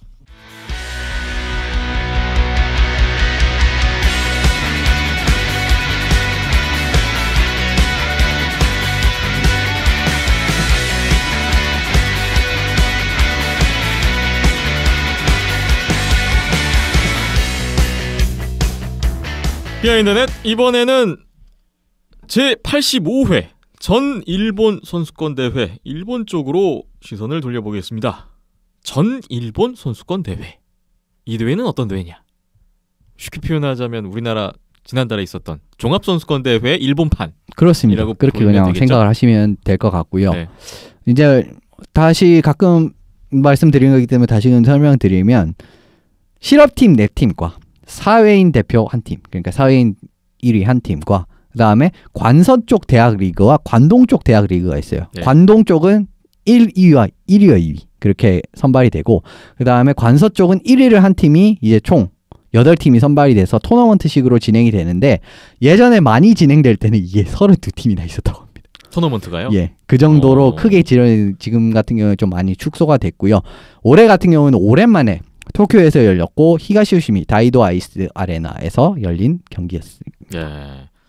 그러니까 뭐 대학팀이나 사회인 팀들 같은 경우에는 그동안의 숱한 경쟁을 뚫고 그렇죠. 이번 대회 참가 자격을 얻은 거고 그렇죠. 네. 그렇게 해서 이제 실업팀 4팀까지 해서 8팀이 토너먼트로 치렀습니다. 8강전, 4강전까지 정리를 해볼까요? 예, 8강 같은 경우에는 뭐 매해 그랬듯이 올해도 이변은 없었습니다. 실업 4팀이 모두 8강을 통과를 했고요. 네. 4강 1차전에서는 오지와 크레인즈가 맞붙었는데 오지가 아주 손쉽게 4대0으로 제압을 하면서 결승에 먼저 진출을 했고요. 2차전에서는 프리블레이즈가 니코를 4대3으로 제압을 하고 결승에 올랐습니다. 프리블레이즈는 제가 기억하기로는 4대1까지 이제 점수가 벌어졌었는데 니코가 그 뒤로부터 굉장히 맹추격을 했지만 예, 결과적으로 승리까지는 더다르지 못했고 블레이즈가 잘 지켜내서 블레이즈도 결승에 진출을 하게 됐네요. 오지 이글스와 도호쿠 프리블레이즈의 결승전이 성사되었습니다. 이 두 팀 모두에게 이번 대회 결승전에 임하는 또 각오를 다지는 그런 의미가 있었다고요? 그렇습니다. 뭐 이번 오지 같은 경우에는 사실 일본 최고의 명문 구단이라고 하면 뭐 한 오지이지 않습니까? 뭐 긴 역사를 가진 팀이기도 하고요. 그리고 오지가 이번 대회를 우승을 하면은 대회 2연패를 거둠과 동시에 34번째 우승을 차지하는 이런 어떻게 보면은 정말 85회 중에 34회 우승이 되는 그렇죠. 거죠. 예, 뭐 독보적인 위치에 있다라고 해도 과언이 아닐 정도로 대단한 모습을 보이고 있는 팀이고 그리고 그 명성을 공고히 하고 싶어 할 거고요. 그리고 굉장히 대회 2연패도 예, 굉장히 좀 오래된 기록이기 때문에 이것까지도 좀 하고 싶어 했을 겁니다. 이제 블레이즈 쪽으로 넘어가면은 창단 첫 우승을 노리는 그런 이제 자리였어요. 그리고 지금 블레이즈가 9년차, 10년차 이제 접어들고 있는데 창단 첫 우승을 노리는 이제 그걸로였고 블레이즈로서의 좀 재밌는 부분을 말씀을 한다면 사실 이제 프리블레이즈의 전신이라고 하면은 조금 이제 말이 좀 어폐가 될 수는 있습니다만 세이브 프린스 레비츠를 사실 어떻게 보면 고쿠도 세이브 프린스 레비츠 뭐 이런 팀들을 말씀을 드릴 수가 있거든요. 그런데 세이브 프린스 레비츠가 예전에 도쿄 히가시우심에서 펼쳐졌던 마지막 전일본 선수권 대회를 우승했습니다. 그런데 여기 MVP가 누구였냐 하면 타나카 고부 선수였어요. 그때도요. 그렇죠. 예. 프리블레이즈의 주장입니다. 정말 좋은 기억이 있는 다이도 아이스 아레나인 거예요. 이제 이 선수에게는. 그러니까 과연 이런 흐름 같은 부분을 이제 블레이즈가 어떻게 살릴 수 있을지 이런 부분도 어떻게 보면 뭐 트리비아라는 느낌으로 좀 알아두시면 좀 재밌었을 것 같습니다. 네. 이 대회 최강자의 오지 이글스가 또 한 번 우승컵을 드느냐 또 프리블레이즈의 그런 의미가 담긴 창단 그렇죠. 첫 우승이냐 결승전 경기 얘기를 해보겠습니다. 경기 어땠나요? 경기 내부로 말씀드리기 전에 주전골리는 나리사와 오지 같은 경우였고요. 블레이즈는 하타미 치카즈가 선발로 나왔습니다. 예. 굉장히 치열한 경기였어요. 정말 뭐 이렇게 치열한 경기를 본 게 오랜만이라고 생각될 정도로 치열했고 양 팀이 페널티도 상당히 많았습니다. 이제 페널티 집중적으로 많았던 시기가 있었고요. 경기 자체도 상당히 거칠었습니다. 어쨌든 뭐 쿠지 선수가 보드에 머리 쪽부터 부딪혀서 뭐 한순간 경기를 잠깐 못 나온 정도 있었을 정도로 좀 경기가 과열된 감이 없지 않아 있었고요. 그런데 이제 뭐 좋은 공격에도 불구하고 많은 파워플레이에도 불구하고 좀처럼 득점이 나오지 않으면서 어떻게 보면 뭐 양 팀에게 서는 좀 답답한 이런 경기라고도 말씀을 드릴 수가 있을 것 같아요. 서로 그렇게 페널티를 많이 주고받았는데 득점이 안 나는 경기가 그렇죠. 진행이 네. 됐어요. 어떻게 보면 뭐 페널티로 찾아온 위기라고 말씀을 드릴 수가 있는데 어떻게 보면 위기이자 기회죠. 상대팀 입장에서는 기회가 될 수 있는데 오지 같은 경우에는 1피리어드와 2피리어드 초반까지 4개의 페널티를 범하면서 프리블레이즈에게 4개의 파워플레이를 내줬지만 잘 막아냈습니다. 그런데 블레이즈 역시 로건 스티븐슨 선수가 2피리어드만 페널티를 3개를 범했어요. 그리고 이 페널티를 범하는 과정에서 정말 이 화가 난 거를 참지 못하는 이런 게 너무 많이 나왔습니다. 그래서 팀이 위기가 갈 수가 있는 상황이었는데 블레이즈 역시 상대방의 파워플레이 찬스를 잘 막아내면서 서로 파워플레이에서는 좀 소득을 못 보는 굉장히 수비적인 경기가 많이 나왔습니다. 네, 0대0의 스코어가 상당 시간 지속이 됐던 그렇습니다. 결승전이었습니다. 결승골, 이 승부를 가른 결승골 딱 한 골이면 됐던 경기였는데 주인공은 누구였나요? 처음에 이제 3피리어드 한 6분여를 남기고 쿠마가이 고우시 선수가 완전히 아주 깔끔한 슛을 선보이면서 나리사와 선수의 오른쪽 어깨를 완전히 이제 공략을 했어요. 그런데 이제 포스에 맞고 나왔는데 이게 정말 애매하게 들어갔다가 나온 것 같기도 하고 아니면 그냥 바로 맞고 나온 것 같기도 해서 비디오 리뷰를 하는 과정이 있었습니다. 네. 근데 이 과정에서 상당히 오랜 시간 경기가 지체가 됐어요. 제가 생각 한 10분 정도 지체가 된 것 같은데 결과적으로 노골이 선언이 됐습니다. 그래서 이거 뭐 크리스 감독 그 뒤에 크리스 감독 직접적으로 카메라가 잡아줬는데 이거 골 아니냐라고 좀 항의를 하는 이런 느낌도 있었어요. 그래서 블레이즈가 이 기회를 못 살려서 좀 어려울 수도 있겠다라고 생각을 했습니다. 그런데 3분 뒤에 시노하라 코타 선수가 정말 기가 막힌 패스를 선사를 해주면서 오지가 순간 마크맨이 헷갈려 버렸어요. 그 과정에서 히토사토 시게키 선수가 백핸드로 환상적으로 마무리를 하면서 이 선수가 이 정도로 백핸드를 잘 치는 몰랐습니다. 이렇게 마무리를 하면서 리드를 경기 3분 정도 남기고 잡았어요. 그런데 이 리드를 끝까지 지켜내면서 블레이즈가 9년 만에 첫 전일본 선수권의 우승을 차지하게 됐습니다. 경기 3피리어드 3분여를 남기고 히토사토 시게키의 선제골이자 결승골. 그렇습니다. 올 시즌 이 신인 선수가 최근에 골 소식이 자주 들리네요. 그렇죠. 히토사토 시게키. 뭐 굉장히 신인화하는 거 아닙니까? 제 예언대로. 이게 근데 사실 올해 기록이 그렇게 좋지는 않을 겁니다. 그렇기 때문에 그건 어려울 것 같은데 네. 상당히 의미 있는 골을 지금 기록을 했기 때문에 선수 본인에게도 많이 좀 기억에 남을 대회일 것 같네요. 네. 앞서 설명을 주셨는데 도쿄 바로 그 장소에서 프리블레이즈가 9년 만에 창단 첫 우승을 차지하는 그런 순간을 경험했습니다. 이 대회 일단 MVP는 하타 미츠카즈 선수가 나왔네요. 그렇습니다. 뭐 결승전에서 셧아웃을 기록을 하기도 했고 지금 또 이 하타 선수가 올라오면서 또 블레이즈가 골리 문제가 또 해결이 또 되는. 최근 이토 유토보단 확실히 하타 미츠카즈가 우위에 있는 흐름이네요. 그런 거 하면서 청각 9년 만에 첫 우승을 이끌었다라는 부분에서 뭐 하타 선수도 마찬가지고 히타 선수도 마찬가지고 상당히 좋은 분위기로 리그전을 임하게 되지 않을까 싶습니다. 전 일본 선수권 대회 85년 역사상 첫 우승팀이 나왔던 이번 올해 대회였습니다. 이번에 첫 우승이 맞네요. 한국도 대명이 첫 우승하고. 그렇네요. 그렇죠. 종합선수권. 한국과 일본이 비슷한 결과가 나왔습니다. 자, 일본 팀들이 일본 선수권을 마치고 아시아리그로 이제 돌아오는데요. 이번 주에 아시아리그 아이스하키 2017-2018 올 시즌 정규리그의 마지막 일정이 진행됩니다. 딱 6경기만 남아있는 아시아리그 안내를 해드립니다. 12월 23일, 12월 24일 날짜는 토요일, 일요일 똑같고요. 일단 일본 도마코마이에서 오지글스와 니코 아이스벅스의 2연전이 잡혀 있습니다. 니코 2연전이 올 시즌 개막전이었는데 그 당시에 1정규승, 1슈다우승, 오지글스가 2승, 승점 5점으로 우세했었고요. 일단 오지글스는 4위인데 플레이오프 진출은 확정이 돼 있습니다. 3위 프리블레이즈의 1점 차로 뒤져 있는 상황이고요. 이제 3위냐 4위냐만 남아있어요. 남은 두 경기에서 지금 뒤져 있는 1점 차를 극복한다면 3위로 4강 플레이오프의 직행이 가능합니다. 연장패에서 프리블레이즈보다 적기 때문에 일단 승점 동점만 만들면 오지글스는 3위가 가능한 상황이에요. 반면에 니코 아이스벅스는 이번 2연전 결과가 상당히 중요한데 이번 2연전에서 승점 2점 이상을 딴다면 플레이오프 진출을 하게 됩니다.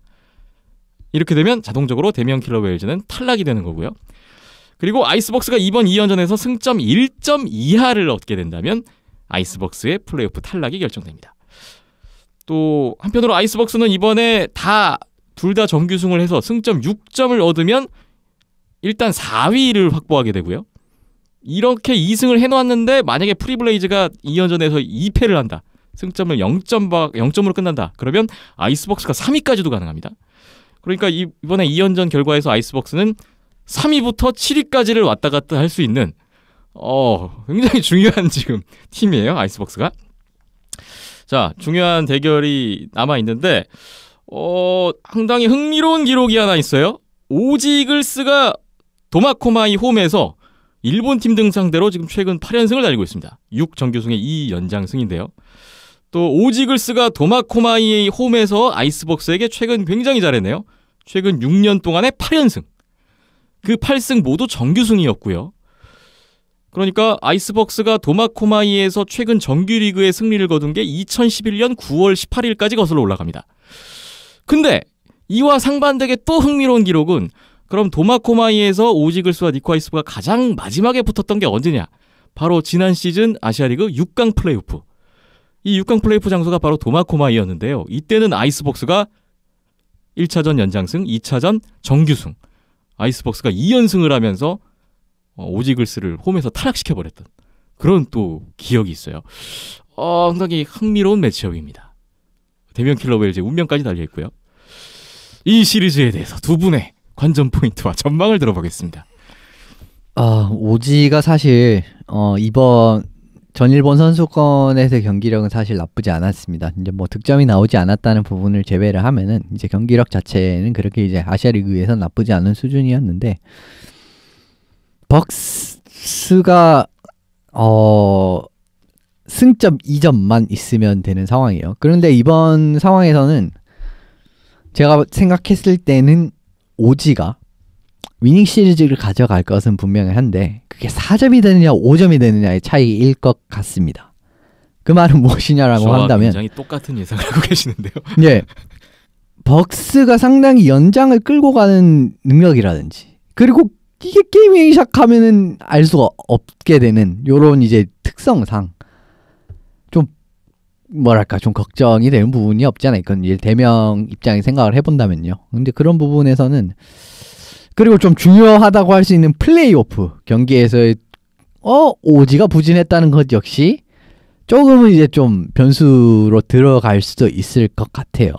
이제 관건은 이제 나리사와 꼴리가 사실 블레이즈전 이제 얼마 전에 있었던 결승전과의 모습을 보여준다면은 사실 니코 입장에서 공략하기는 굉장히 쉽지가 않을 겁니다. 그래도 이제 니코 같은 경우에는 뭐 테라오 유리라든지 뭐 테라오 히로미치 그 다음에 뭐 이런 공격력이 좀 날카로운 어떻게 좀 날선 선수들이 좀 있기 때문에 여기서 득점이 나온다면 좀 니코가 그 경기에서는 2점을 가져갈 가능성이 있을 것 같고요. 근데 그 라인을 이제 그쪽 좀 터질 수 있는 뭐 테라유리라든지 이런 부분을 좀 잘 막아내게 된다면 오지가 이길 수 있을 것 같네요. 그렇게 된다면 오지가 뭐 5점 이상 확보를 할 수가 있을 것 같습니다. 예, 저도 같은 예상인데요. 4점이냐 5점이냐 그 싸움일 것 같고 뭐 6강 플레이오프는 단기전이라고 보고 띄워놓고 보면은 오지가 유리한 점이 많은 건 사실인데 아이스벅스가 이번 시즌 들어와서 바뀐 점, 좀 달라진 점이라고 한다면은 뒷심이 좀 세졌다라는 거. 네. 예. 그래서 뭐 지는 경기가 뭐 확실하게 기운 경기라면은 좀 깔끔하게 끝나는 정규 시간 안에 끝나는 경기들이 많고 만약에 한 3피리어드 중후반 이후에 좀 따라붙는 분위기라 한다면은 연장까지 끌고 가는 능력도 어느 정도 있다라고 보여졌거든요. 그리고 지난 도마코마이에서 아니죠. 니코에서 오지글스와 아이스벅스 경기에서도 두 번째 경기 같은 경우에도 3피리어드 중반 때에 벅스가 따라잡으면서 예, 승부를 이제 연장까지 끌고 가는 그런 모습도 있었고 최근에 이제 뭐 아이스벅스하고 프리블레이즈 전일본 선수권 4강전에서도 뭐 뒤지고 있던 경기에서 한 점 차까지 따라붙는 그런 모습도 보여줬으니까 그런 부분이 조금 개인적으로는 걱정이 되네요. 예, 대명이 좀 올라갔으면 하는 왜냐면 그래야 좀 더 저희도 일을 할 수 있으니까 네. 그런 것도 있고 예, 좀 대명 한국 팀이 좀 더 한 팀이라도 더 올라갔으면 하는 바람이 있는데 뭐 대명 선수들도 뭐 지난해 말씀드린 것처럼 오지글스를 열렬히 응원하지 않을까 기도를 하고 있다라고 네, 했죠. 생각이 될 것 같고요. 최근에 폼이 좀 뭐 쿠지나 오바라 다이스케 이쪽 라인에서 득점이 어느 정도 터져주고 그다음에 나리사 유타가 세이브를 해주면은 벅스가 그들을 뚫어낼 수 있을 만한 힘은 글쎄요. 뭐 후라시마쿠르나 뭐 고라이타쿠토나 이런 선수들이 최근에 좋긴 한데 테라오 형제가 지난 대명전에서는 특히 그렇죠. 그렇게 좋은 네, 모습은 아니었거든요.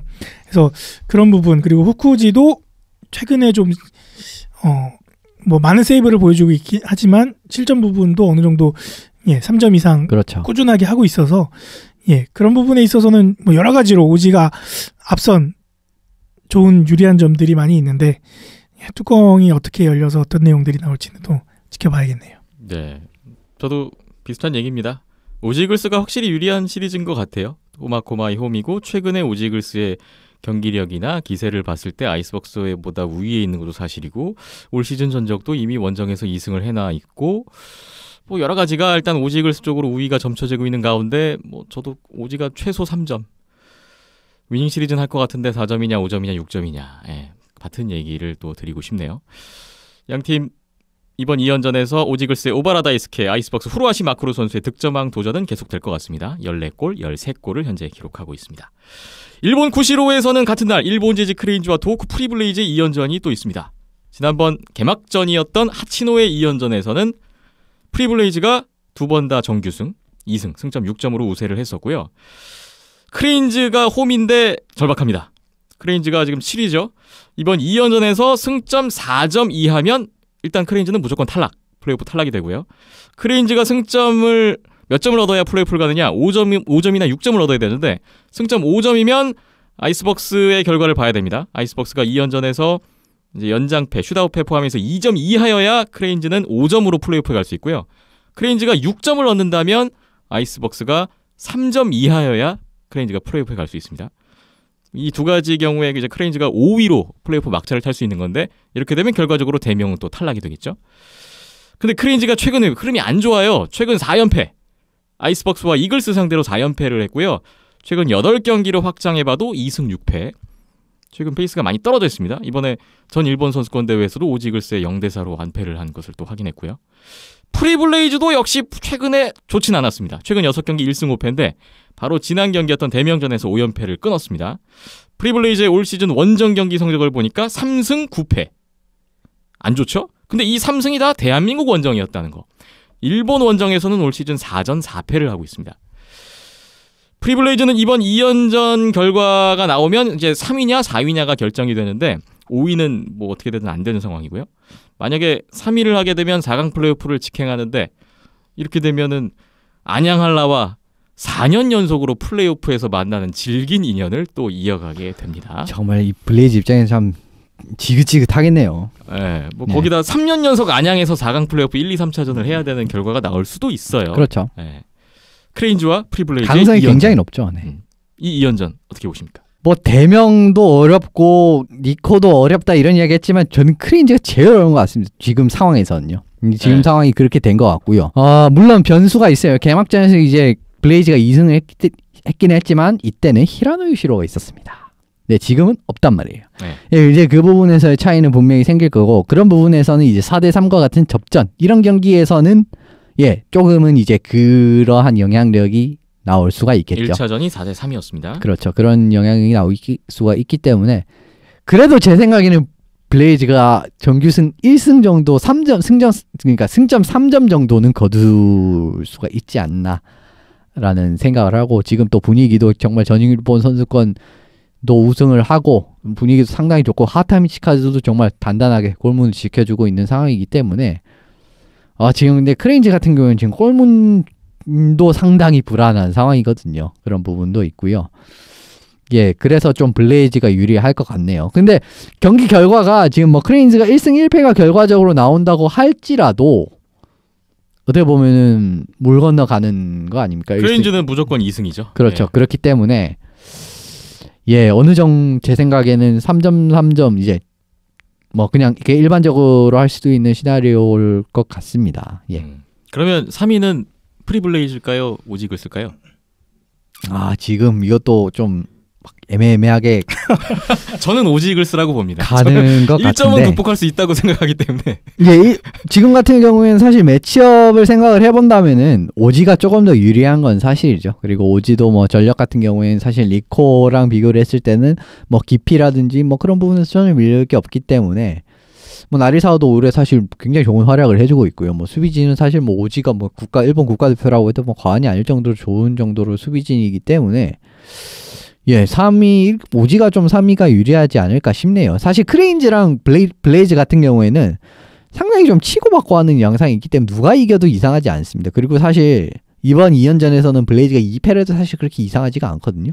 그렇기 때문에 예, 제 생각에도 오지가 3위를 할 것 같은 느낌이 들어요. 그렇군요. 네, 블레이즈가 최근에 계속 안 좋은 분위기에서 대명전에서 그거를 마지막 경기에서 끊어냈는데 어느 정도 그런 공격진의 답보 상태를 처방전을 내려놓은 것 같아요.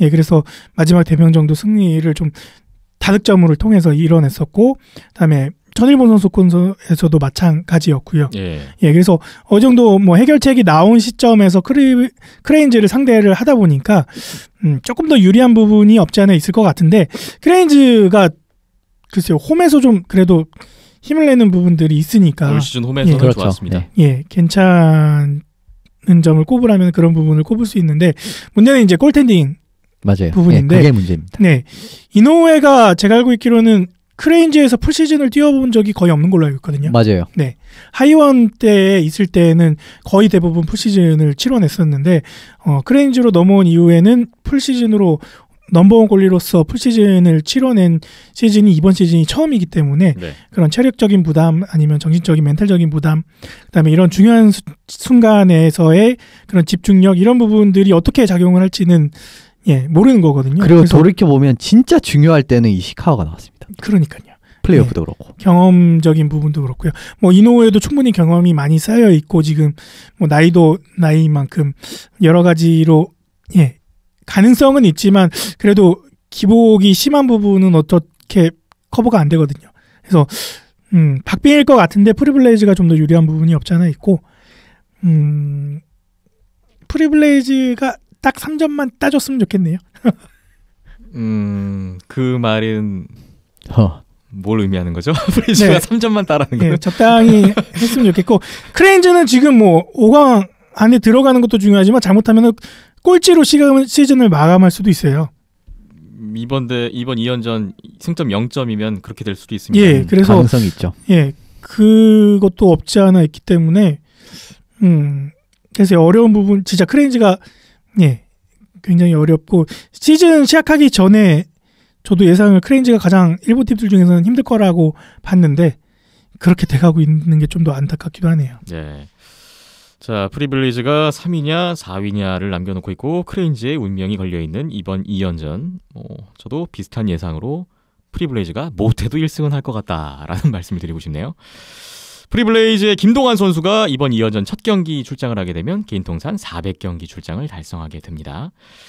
마지막으로 12월 23일, 12월 24일 주말에 우리나라 안양에서 안양한라와 하이원의 2연전이 또 있습니다. 올 시즌 아시아리그 정규리그의 마지막 경기가 되겠고요. 지난번 고양 2연전에서는 정규승 2번, 한라가 승점 6점으로 우세한 바 있습니다. 1차전이 한라의 제역전 승이었던 걸로 기억을 하고요. 역시 이번 2연전에 안양한라의 국가대표 12명이 나오느냐 안 나오느냐 일단 변수가 있고요.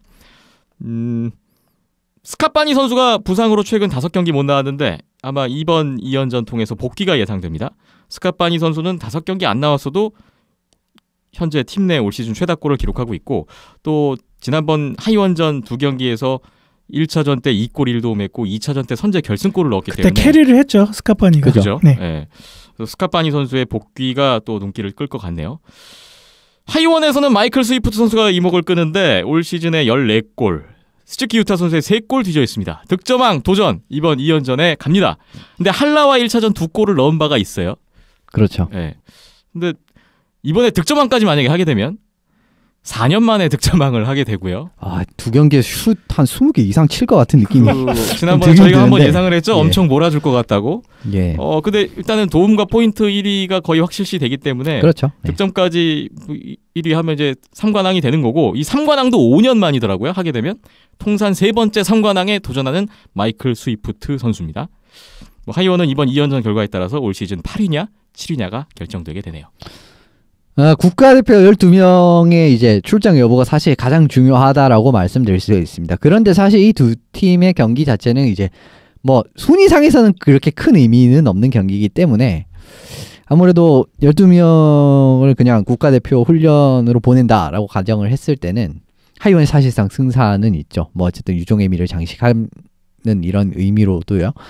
하이원 자체가 사실 안양에서의 경기력이 나쁘다고 할 수가 없었고요. 그리고 안양에서 2차전 제가 기억하기로는 마일럼 선수가 뛰지 않았습니다. 고향에서. 그렇죠. 네. 고향이죠. 네. 예. 그런 거를 생각을 해본다면 지금 마일럼 선수는 팀에 복귀를 한 상황이고, 물론 뭐 디멘 선수의 아웃 같은 부분은 조금은 이제 그리울 수는 있습니다만 사실 국가대표 12명 빠지면은 그렇게 그립지는 않을 거거든요. 그런 걸 또 생각을 해봐도 경험면이라든지 이런 부분에서 조금 더 이제 하이원이 또 3라인 같은 부분에서도 최근 좀 좋은 모습을 보여주고 있기 때문에 좀 사할린과는 약간 좀 사뭇 다른 경기가 나올 것 같고요. 예. 국가대표가 빠지게 된다면 제가 생각했을 때 하이원이 한 5점 정도도 생각을 해볼 수가 있다고 생각합니다. 예, 하이원은 탈골체를 위해서는 무조건 6점 이상 내놔야 그렇죠. 되는 게 절실한 상황이고요. 그만큼 동기부여가 될 수 있을 부분이고 안양알라 같은 경우에는 지난 사할린전과의 같은 그런 집중력과 끈기와 뭐 열정과 뭐 패기와 이런 것들을 또 한 번 쏟아낼 수 있을 것인가. 맞아요. 예, 그런 동기부여가 준비가 되어 있는가가 중요할 것 같고요. 뭐 그게 뭐 국가대표 12명이 복귀를 하느냐 마느냐 이걸 떠나서 일단은 팀 전체적으로는 그런 동기부여가 다른 팀들에 비해서는 좀 더 떨어지는 부분이 없지 않아 있으니까. 그리고 채널 원컵에서 그렇게 3경기 연속으로 치르고 와서 리그 경기를 지금 뭐 순위가 이미 결정된 상황에서 치러낸다라고 생각을 해보면은 글쎄요, 좀 더 체력적인 안배를 위해서 쉬게 해줄 수 있을 만한 그런 선택도 가능하다고 보거든요. 네.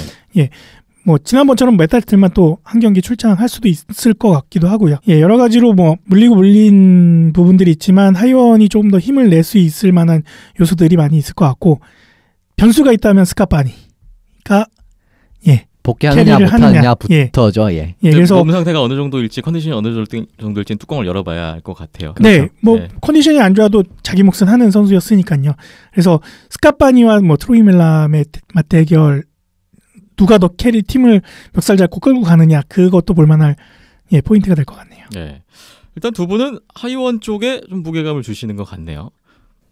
빠진다면의 이야기입니다. 예, 심적으로도 마음이 기우기도 하네요. 예, 꼴찌는 면했으면 좋겠다는 네. 바람에. 저는 조금 생각이 다른데 저는 안양알라의 국가대표 선수들이 합류를 하든 안 하든 그렇게 한라가 많이 일방적으로 밀릴 것 같지는 않다는 생각을 일단 하고 있습니다. 지난번 사할린전 때 그런 영향도 있고요. 선수들의 어떤 집중력. 그러니까 물론 2위는 지금 결정이 돼 있어서 그때보다 동기부여가 안 될 수는 있는데 뭐 그때 일단 사할린전 2연승으로 얻은 기세와 분위기, 어떤 자신감 이런 것들이 만약에 뭐 국가대표 선수들 안 나오더라도 다른 선수들이 뭐 충분히 어떤 준비는 되어 있을 것 같고 그리고 저는 12월 23일 경기는 일단은 안양알라 창단 23주년 그 기념 이벤트 경기예요. 근데 이런 날에 홈에서 지면 분위기 되게 어색해지거든요. 그건 그렇죠. 안양알라 선수들 승리를 위해서 열심히 뛸 수밖에 없지 않을까. 그건 김태범 아나운서가 어색해지는 거 아닙니까? 저도 어색해지지만 상당히 어색해지실 것 같아요. 그렇죠. 이 뒷수습 어떻게 할 겁니까? 만약에 그런 날 지면. 수습이 안 돼. 네. 그리고 12월 24일은 올 시즌 마지막 그 정규리그 홈 경기란 말이죠. 또 이런 경기도 지고 끝나면 굉장히 분위기 어색해집니다. 뭐 이런 거를 고려했을 때 어떤 동기부여를 좀 기대할 수 있는 요소가 아닐까 한라 쪽에. 그러니까 하이원 쪽에 기대할 수 있는 동기부여는 탈골찌라면 뭐 그런 거를 좀 생각해 본다면 그렇게 한라가 많이 밀릴 것 같지는 않고요. 또 뭐 지난번에 그 소개해드렸던 안양 2연전의 올 시즌 그 흐름이 이어진다면 뭐 1차 첫 번째 경기는 뭐 한라가 승산이 좀 있지 않을까 싶고 뭐 두 번째 경기는 그보다는 한라로서는 좀 더 어려운 경기, 하이원으로서는 좀 더 좋은 경기가 나오지 않을까 뭐 그런 생각도 해봅니다. 스즈키 마사히토 선수 통산 400경기 출장 1경기 남았고요.